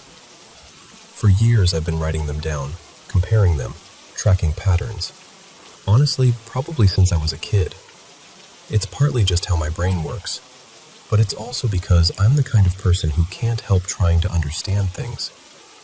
I did my master's in behavioral science, lots of evolution, human behavior, that sort of lens. And I've got synesthesia, and I'm on the autism spectrum, so my whole perception system is turned up. People always say that can make dreams more vivid, and yeah, checks out. Over time, I started noticing these weird, reliable themes. Like, right at the start of my menstrual cycle, I'll dream about the ocean, every time. When I'm about to get sick, I dream about rodents, usually a couple days before I even feel ill. My body sends these little coded messages, and if you pay attention long enough, you start to recognize the language. But then there are things that don't fit any pattern I can explain. Back when my partner, let's call him Milo, first moved in with me, we were still getting used to sharing a space. One night I woke up around maybe 3:30 a.m., that dim, syrupy hour when your brain feels like it's underwater. Milo was awake too, just staring into the dark. I whispered, "You okay?" He said, "Yeah, just couldn't sleep." We both had that kind of sleep rhythm where we'd wake up in the middle of the night like it was normal. Like our bodies still believed in that old biphasic sleep cycle people used to have. Anyway, I rolled over and I fell back asleep pretty quickly. The next morning we were making breakfast. Nothing dramatic, just the usual slow morning. And Milo goes, completely casually, "I had the weirdest dream." I'm like, "Oh yeah? What happened?" And he says, "There was a rat in the apartment. I was chasing it around and it ran up onto the loft bed and I cut in without even thinking because it just came out of my mouth like I was finishing a line in a script. And you stepped on it and you freaked out and had to shower." He just stares at me. I stare at him. And we both do that breathless, almost laughing gasp because, yeah, that's exactly what he dreamed. Exactly. The thing is, we hadn't even spent much time together the day before. We weren't synced up emotionally. We weren't talking about rodents. Nothing. Different schedules, different headspaces. And yet, there it was. The same dream, down to the weird little details. When we compared timing, it got even stranger. Milo said he'd had that dream before we both woke up around 3:30. And I had mine after that, when I drifted back under. And that's when it started. Because after that one, it didn't stop. Not constantly, but often enough to make it feel like a real phenomenon, not a coincidence. At the time, we lived in this old apartment that had a vibe. I don't even know how to describe it without sounding dramatic, but it was one of those places where the hallway always felt colder than it should, and sounds traveled in ways that didn't make sense, like the building was listening. Every few months, we'd have what I can only call a shared dream again. Sometimes it wasn't the exact same scene, but the same story, the same emotional arc, the same images, the same, "this is happening to us" feeling. And I started noticing something else. We had 2 cats then, Juniper and Salem, and on the nights this happened, they would go absolutely feral. Not like Zoomies feral, like meowing at blank walls, staring into corners like something was there, sprinting down the hall and slamming into each other, fur puffed up, like they were trying to chase something you couldn't see. Then we'd go to sleep. And either we'd have horrible nightmares, or we'd share a dream. One time, the dream was about this glass tank we kept for a tortoise. Except in the dream, the tank was suddenly filled with water, like someone had flooded it, and there were 2 tortoises inside, struggling. It was awful. Just this panic and helplessness. The next morning, Milo tells me, pale as anything, that he dreamed it too. And then he says, almost embarrassed, "I've had that dream since I was a little kid." Like it was an old recurring nightmare that belonged to him, specifically, because he'd grown up with a tortoise. I never had. I'd never even thought about tortoises like that. He hadn't told me about the dream, or the pet, or anything, and yet somehow, my brain wandered into his old nightmare like it was a room we both had keys to. I kept thinking, okay, maybe it's the apartment. Maybe it's environmental. Some stressor, some sound frequency, mold, whatever. I tried to be rational about it. I wanted it to have a cause you could point to. So when we moved, last autumn, we bought a place. Still an older building, but renovated, bright, clean. No creepy hallway energy. No constant feeling of being watched by the architecture. And for a while, it really did feel like we'd left it all behind. But then December hit. One night, the cat started up again. Restless, pacing. That low, frantic meowing that makes your skin crawl because you can't tell what they're reacting to. I couldn't settle. I kept waking up, and at around 3 a.m., I heard this heavy dragging sound from above us, like furniture being shoved across a floor. It didn't make sense. The people upstairs were a young couple and their little kid. Sweet, quiet, normal. Not the kind of neighbors you imagine doing midnight construction. The cats were fighting, yowling, swiping at each other like they were charged with electricity. Eventually, I fell asleep again, and that night, Milo and I had the worst shared dream we've ever had. In the dream, there was this woman. Not like a normal person you meet in a dream. She felt placed. Like she belonged to the dream the way a predator belongs to a forest. She was tall, pale, long blonde hair, wearing this long black dress that moved like smoke. And she was furious, cruel. Not just mean, but that kind of relentless, intelligent malice where you feel like prey. She chased both of us. We couldn't get away. Every time we thought we'd escaped, she was already there, cutting us off. Like she didn't walk through space normally. Like she could just appear. And the most disturbing part was this scene we both remembered in the morning. Her throwing something, like a bottle with fire, toward the school building near our block. Like a Molotov. Flames blooming, screaming. When we woke up, we were both shaken, and when we compared details, it lined up in that horrible way shared dreams do. Same woman, same dress, same feeling, same scene. And afterwards, I even checked, because part of me was like, is this some buried local story? Did we overhear something? Did my brain pick up something real? But as far as local history goes, nothing like that ever happened. And here's the thing, it's not only Milo. I've had these strange overlaps with other people too. The first time, I was a kid and it happened with my dad.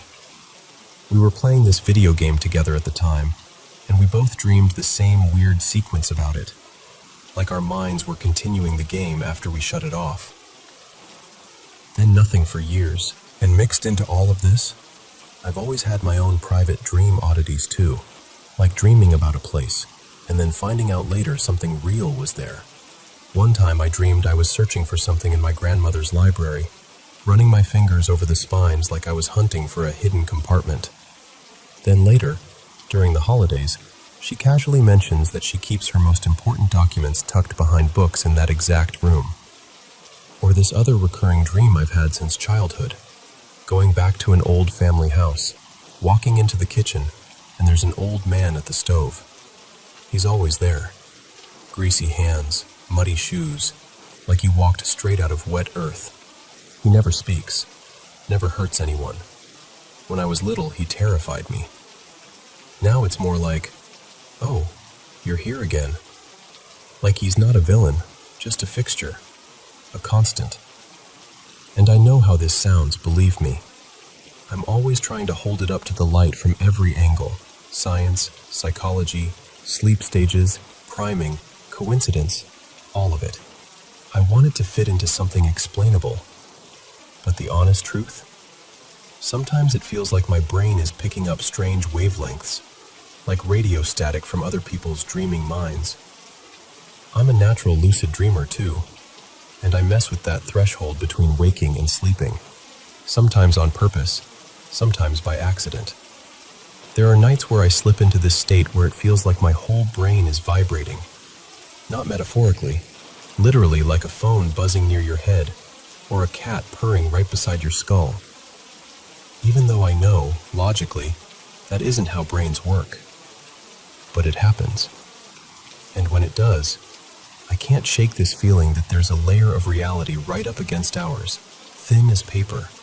And every so often, in the middle of the night, we press through it at the same time.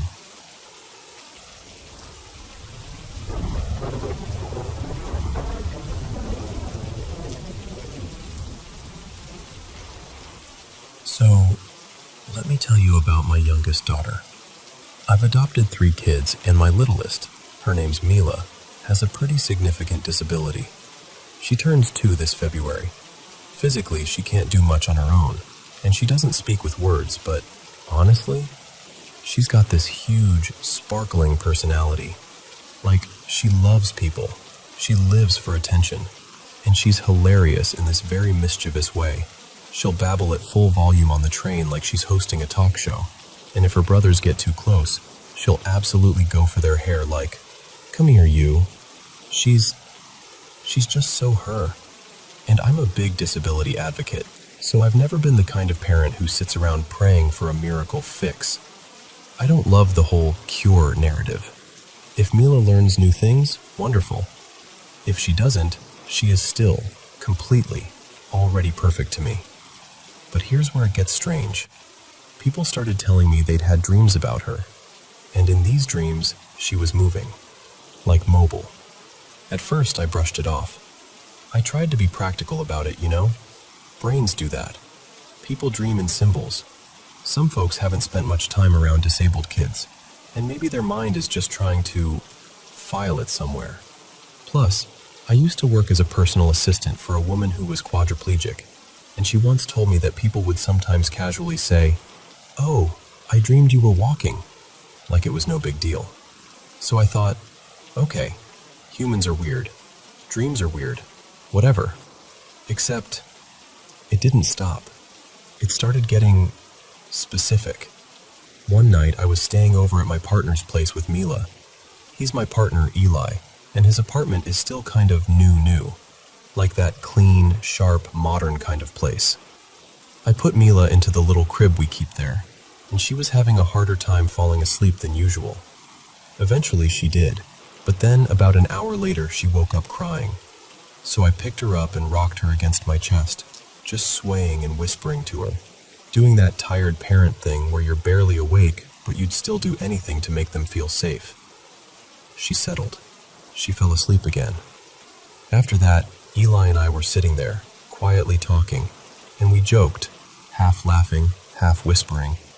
Maybe she was annoyed we weren't asleep yet. Like she was thinking, "Excuse me? I'm trying to get into your dreams. Chop, chop." We laughed. It was cute. And then the next day my friend texted me.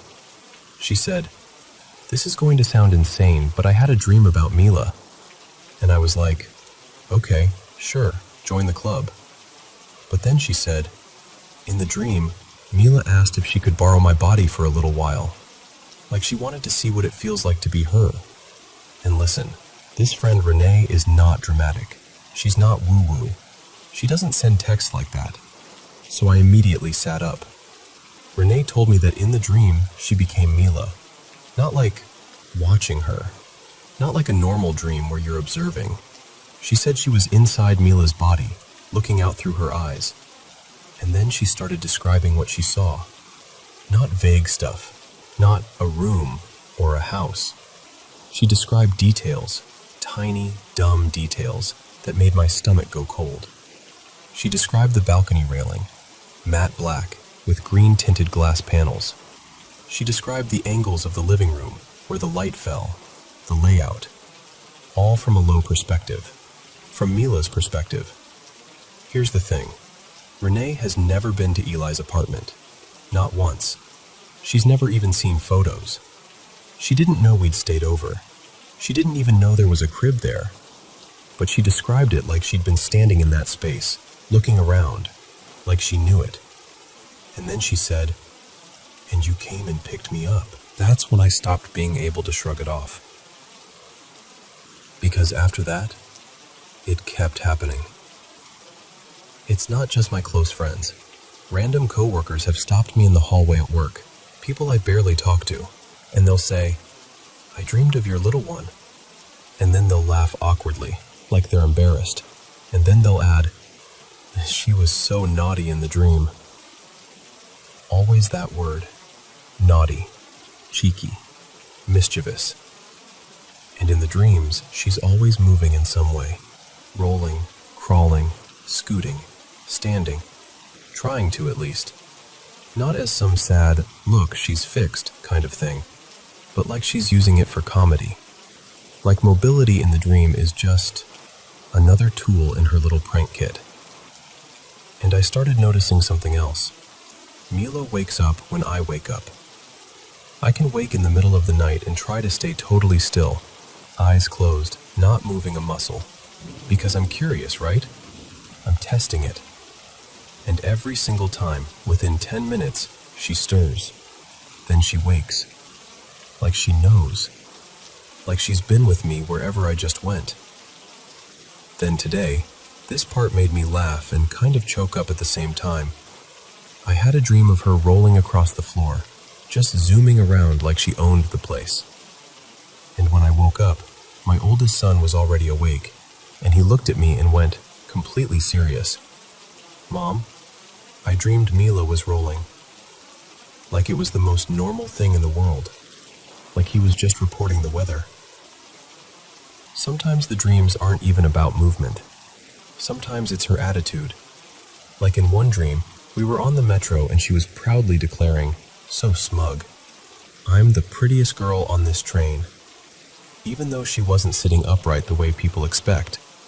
Like she was basically telling the whole world, "Yeah? And?" In another dream, she was trying to grab my partner's camera gear.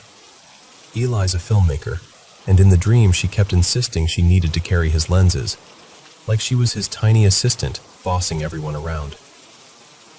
And then there's this last weird layer that I still can't make sense of.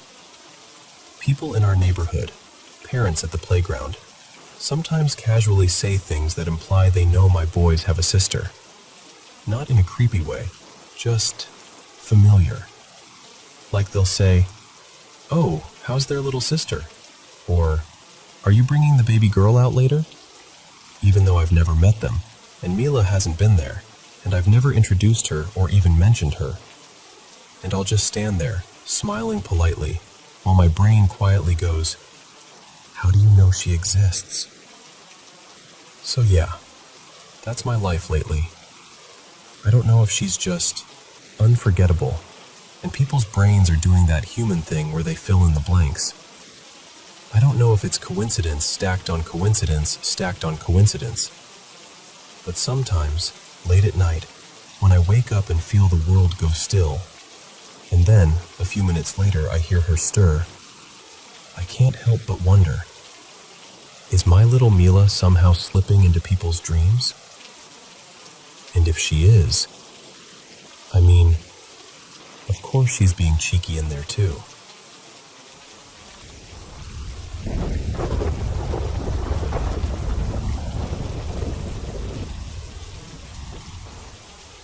So, my grandma Lydia passed away in late autumn, right after the first real cold snap. And honestly, the months leading up to it had already wrung me out.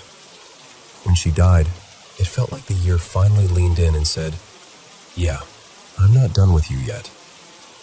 She was one of the safest people in my whole family. Same kind of humor as me. Dry, a little mischievous, always perfectly timed. When I was little, she basically helped raise me. If I scraped my knee, she appeared like magic with a tissue. If I was bored, she'd make up some tiny job for me so I felt important. She lived with my parents too, so she wasn't a holiday-only grandma. She was daily life. And she died there, in their home, in the place where she'd stirred soup and watched TV too loudly and laughed at her own jokes. She'd been sick for a long time. Dialysis, all those appointments, the slow grind of it. Over the years, she shrank down so much that it stopped looking like her. The last stretch of time, she was so thin it made something inside me feel angry at the universe. Like, how dare it take a person and turn them into that? And then, the dreams started. What's strange is that before she died, if she showed up in my dreams, it was usually unsettling. She'd look fragile, grim, too thin, like my mind couldn't stop replaying what illness did to her. But after she died, I had a couple dreams where she looked like the version I grew up with. Fuller cheeks, bright eyes, that familiar, "I know something you don't" smile. Like she'd stepped out of an old photo and into my sleep. But the dream that really stayed with me, like it left fingerprints, was this one. I'm at a train station with my dad, and my uncle Tomas, my dad's brother. The place has that echoey station sound, even though it's not loud. Like everything is padded with sunlight. And then I see her. Grandma Lydia walks in like she belongs there, like she's done this 1,000 times. And she's plump again. Not just healthier, she looks warmly alive, the way she did when I was a kid. Which is funny because in real life she barely traveled anywhere. She wasn't the kind of person who carried a suitcase for fun. But in the dream, she has a ticket. Not tucked away like she's unsure. She's holding it like, of course I have a ticket. She knows exactly what train she's getting on, like someone who checked the schedule yesterday and doesn't need help. Still, we help her, because that's what you do.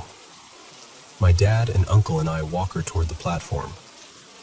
And there's this calm, steady feeling in me, like even the air is telling me, this is how it's supposed to go. We get on the train with her to find her seat. Her seat number is 419. And when we find it, it's ridiculous. The space is so narrow it's almost comical, like the seat was made for someone who's the width of a book. Any normal part of your brain would go, no human can sit there. But in the dream, we all just understand. We understand that it works now because she isn't bound by the same rules. And here's the part that makes me laugh even now. In the middle of all this, my brain kicks in with this very me thought. Like, this is so intense. Science can't prove any of this. Which is extra ridiculous because I'm the kind of person who'd normally cling to evidence. I've got a biology degree. My whole life is built around what can be measured and replicated. And suddenly I become a little lucid, like I'm half awake inside the dream. I actually say it out loud to her, something like, "This is wild. I can't prove this to anyone." And Grandma Lydia laughs too. She gives me this look, like she's amused by how hard I'm trying to make it make sense. And she says, so simply, "Yeah, it's true." Then everything softens. I remember suitcases, one light blue, another a warm yellow, like someone packed her gently, lovingly, the way you pack a child for a trip. And in the dream, I just know my mom packed them, the same way in real life we put a few things with her when she was buried. Small comforts, symbolic things you want someone to have.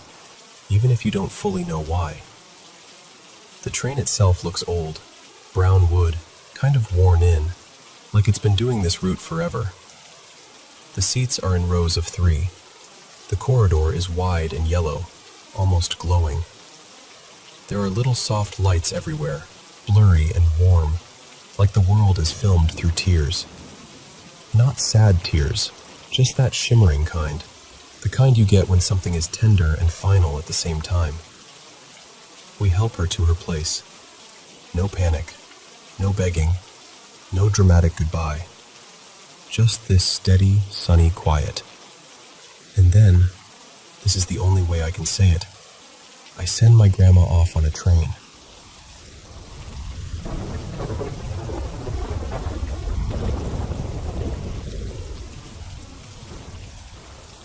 So, let me set the scene for you. My partner Evan and I live on the 3rd floor of this old apartment building.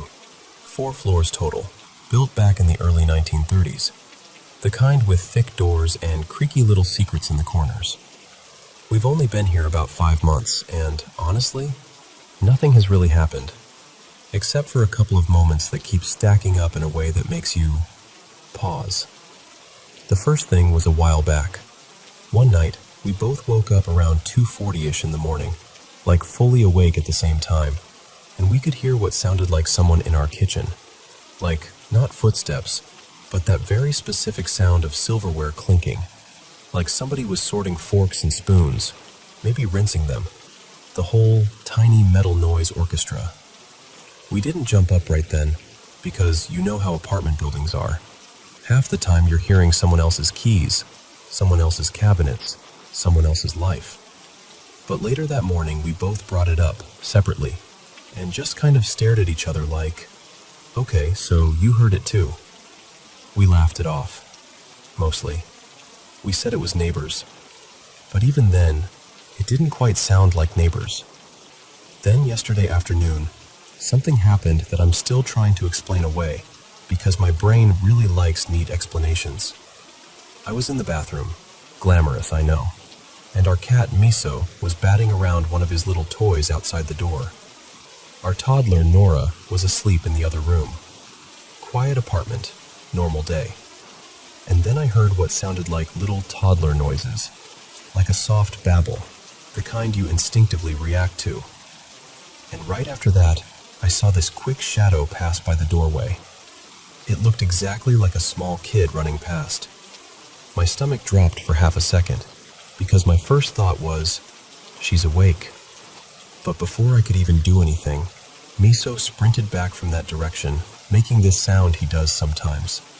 This long, dramatic howl that weirdly can sound like a small child calling out. I told myself, okay, cat shadow, cat noise, you're fine. It wasn't a perfect fit.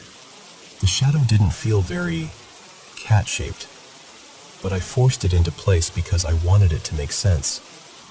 That night, Evan told me something else. He said he was lying in bed, not asleep, just staring into the dark, and he heard me whisper his name, softly, from the other side of the bed, like right across from him. He lifted his head immediately, ready to answer, and I was out cold, completely asleep. Not even the kind of sleep where you're half dreaming. He said he didn't feel terrified, just puzzled, like that was unmistakably my name. And then today is what really got me.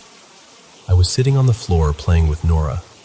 She had her pacifier in, so she wasn't talking much, just making those little happy noises. I'm looking right at her face, like directly watching her, and I hear her voice, clear as day, right next to my ear. The exact way she says it too, like her little bright sing-song, "Hi." Except Nora didn't move, didn't open her mouth, nothing.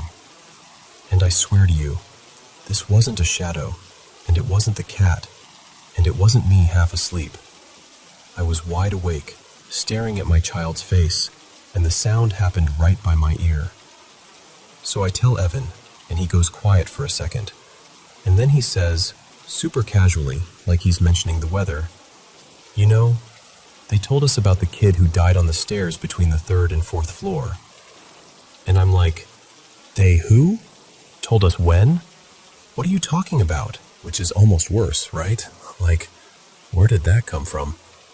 So now we've got the silverware at night, the hallway shadow, the whispered name, the hi in my ear, and this weird half-memory, or half-dream, about a child on the stairs.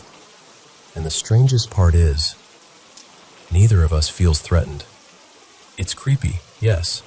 It's unsettling. But it doesn't feel like danger.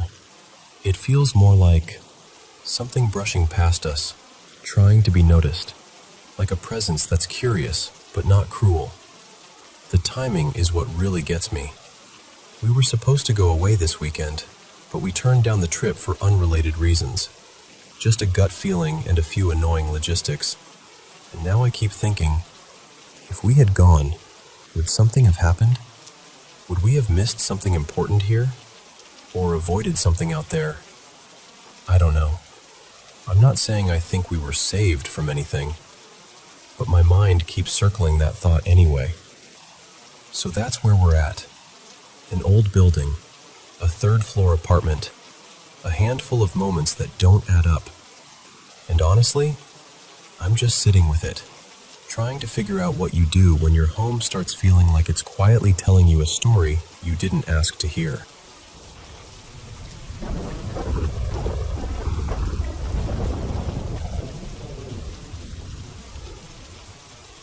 Okay, so let me tell you what happened, because I still don't fully know what to do with it. A couple nights ago, 3 of the 5 ceiling lights in my room just died at the exact same time. No warning.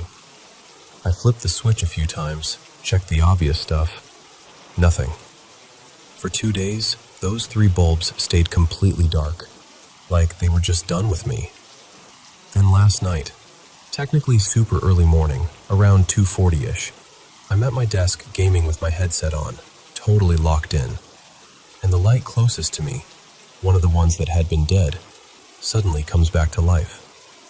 Except it doesn't just turn on, it starts flickering. Like, aggressively.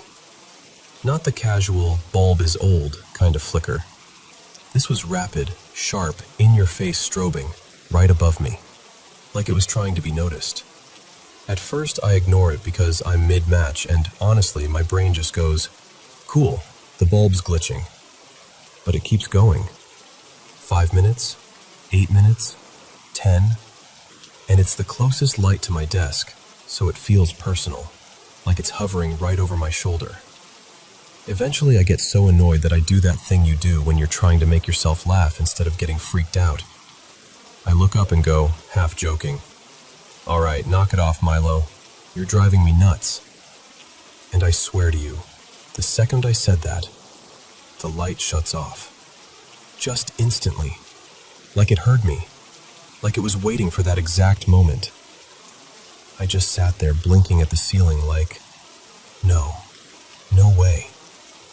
And then I laughed, because my brain didn't want to accept what it looked like. It felt like a ridiculous coincidence, the kind you tell your friends and everyone goes, "Sure, buddy." But then curiosity got me. That little voice in my head went, "Okay, what if you test it?" So I said out loud, "Okay, if someone's messing with me, or if this is anything at all, let's do a yes-no thing." I made up a code on the spot. 1 flick means yes. 2 quick flicks means no. And then I asked, kind of teasing, kind of not, "Is anyone there?"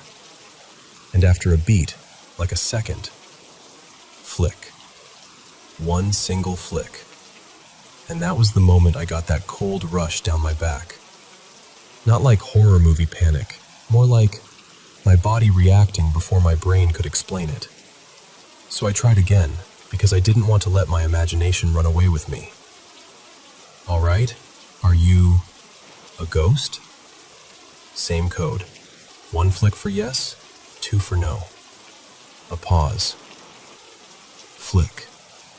1. And I'm just sitting there with my controller in my hands going, Okay, what is happening right now? I'm not even someone who believes in this stuff. I'm usually the person who rolls their eyes and says it's wiring or bad voltage or whatever. But I could feel my thoughts getting loud and messy. Excitement, nerves, disbelief. Like my brain was sprinting in 10 directions at once. So I decided to change the rules, because if it was random flickering, changing the code shouldn't matter. I said, "New code. Yes is 3 quick flicks. No is 1 flick." Then I asked, very carefully, "Do you need help?" And after that same little 1-second pause, flick, flick, flick. 3 rapid flicks. I didn't scream. I didn't do anything dramatic. I just stood up and said out loud, "Nope," and I left. I walked out of my room, went downstairs, paced around for a while like I was trying to shake the feeling off my skin. I kept thinking, it's electricity. It has to be. It has to be. But at the same time, the timing felt too clean, too responsive. After maybe 10 minutes, I forced myself to go back upstairs like, okay, you can't let a ceiling light bully you out of your own room. So I tried asking more questions. Same setup, same yes-no code. Nothing. No response at all. And here's the part that sticks with me. When it was responding, it always happened about 1 or 2 seconds after I spoke. And it would stop right after the answer, like it was waiting for the next question, like it was listening. Now I'm sitting here the next day feeling ridiculous for even saying this, but I haven't been able to sleep in that room. I keep getting this quiet, crawling feeling that something is watching me from somewhere just out of my peripheral vision.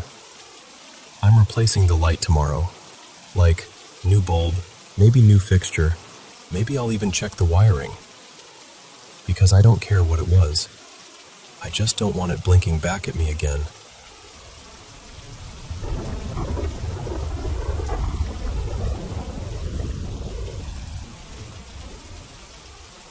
Hey, so there's something I've been thinking about again today, and I figured I'd just tell you the way I'd tell a friend.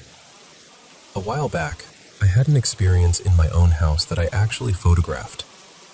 I even sent some of the pictures to my family at the time, and I'm not going to lie, a couple of them were pretty gruesome looking. Not in a blood-everywhere horror movie way, but in this unsettling, body part-shaped kind of way. Like the image wanted to resemble something human or animal, even though it didn't make sense. And the thing is, I don't jump straight to, it's paranormal. I really don't. When I look at photos like that, my brain immediately starts making the boring list. Dust, compression noise, weird shadows, lens flare, motion blur, something smudged on the lens, an object half blocking the frame. All of it. I'm almost annoyingly skeptical with myself.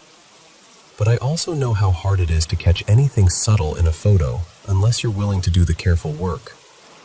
So I'll pull the image into editing software, sometimes Paint.net, sometimes GIMP, and I'll take my time.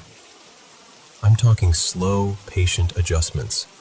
Brighten the shadows a little, zoom in, bump the contrast, try a soft glow, undo it, try it again, trace the edges, back up, compare versions, stare at it until my eyes feel stupid. It's not this quick, aha moment. It's more like, okay, if this were nothing, would it still look like that after all these different checks? Sometimes I'll admit I'm probably off, like, maybe my brain is forcing meaning where there isn't any. But every once in a while, something stays strange no matter how gently I try to explain it away. And even then, the frustrating part is, it can still be hard to tell what you're actually looking at. That's kind of why I stopped sharing things publicly, because a few years ago, this is the part that still sticks with me. I posted some photos from a trip to the Crescent Hollow Hotel. It's one of those old places with a reputation, you know? Beautiful, historic, and everybody has a story about it. I caught a couple of anomalies in the pictures, nothing that screamed ghost to anyone else apparently, and I shared them on a paranormal forum. And I got wrecked. Not just disagreement either. People were mean. Like, personal mean.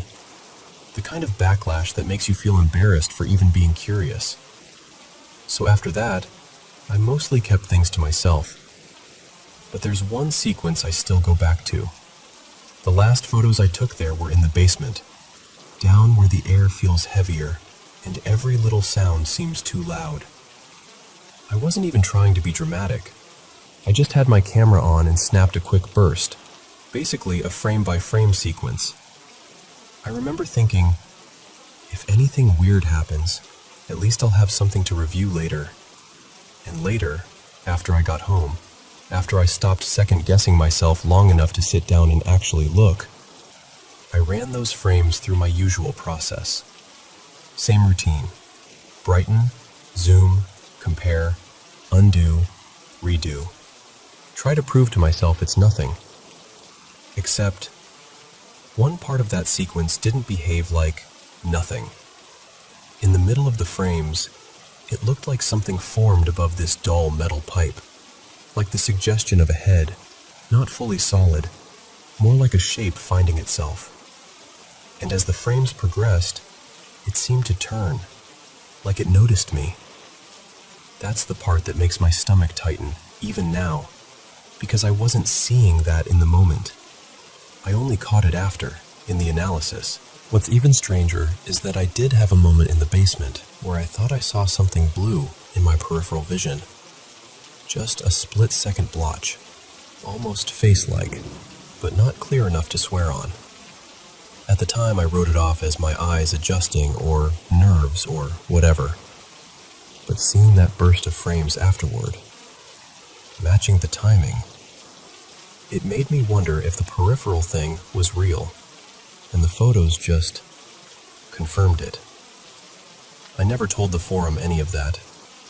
They weren't interested in nuance, and I wasn't interested in being mocked again. So I kept it private. Those frames became this quiet little evidence folder in my own head, something I revisit when I'm alone, when I'm honest, when I'm not trying to convince anyone. And that's what I've been thinking about today. How weird it is to carry something like that by yourself. Because I do believe what I saw. At least, I believe something happened that wasn't just a reflection or a camera hiccup. I'm not saying I solved the universe with a screenshot. I'm just saying, I did the work. I tried to debunk it, and it still didn't sit right. And now I'm curious. Have you ever had a photo, or a sequence of photos, that you never shared because people made you feel crazy? Or because you could already hear the jokes before they even started? I could share what I have. I still have the original images, and there's even a short video I posted once, a long time ago. But I'm careful with it now, not just because it might be hard to interpret, but because once something like that leaves your hands, you can't control how people treat it.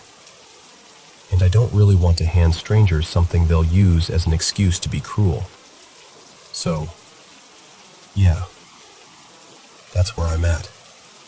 Just sitting here, thinking about those frames in the dark, and how sometimes the loneliest part isn't what you witnessed. It's what happens when no one believes you long enough to even look with you.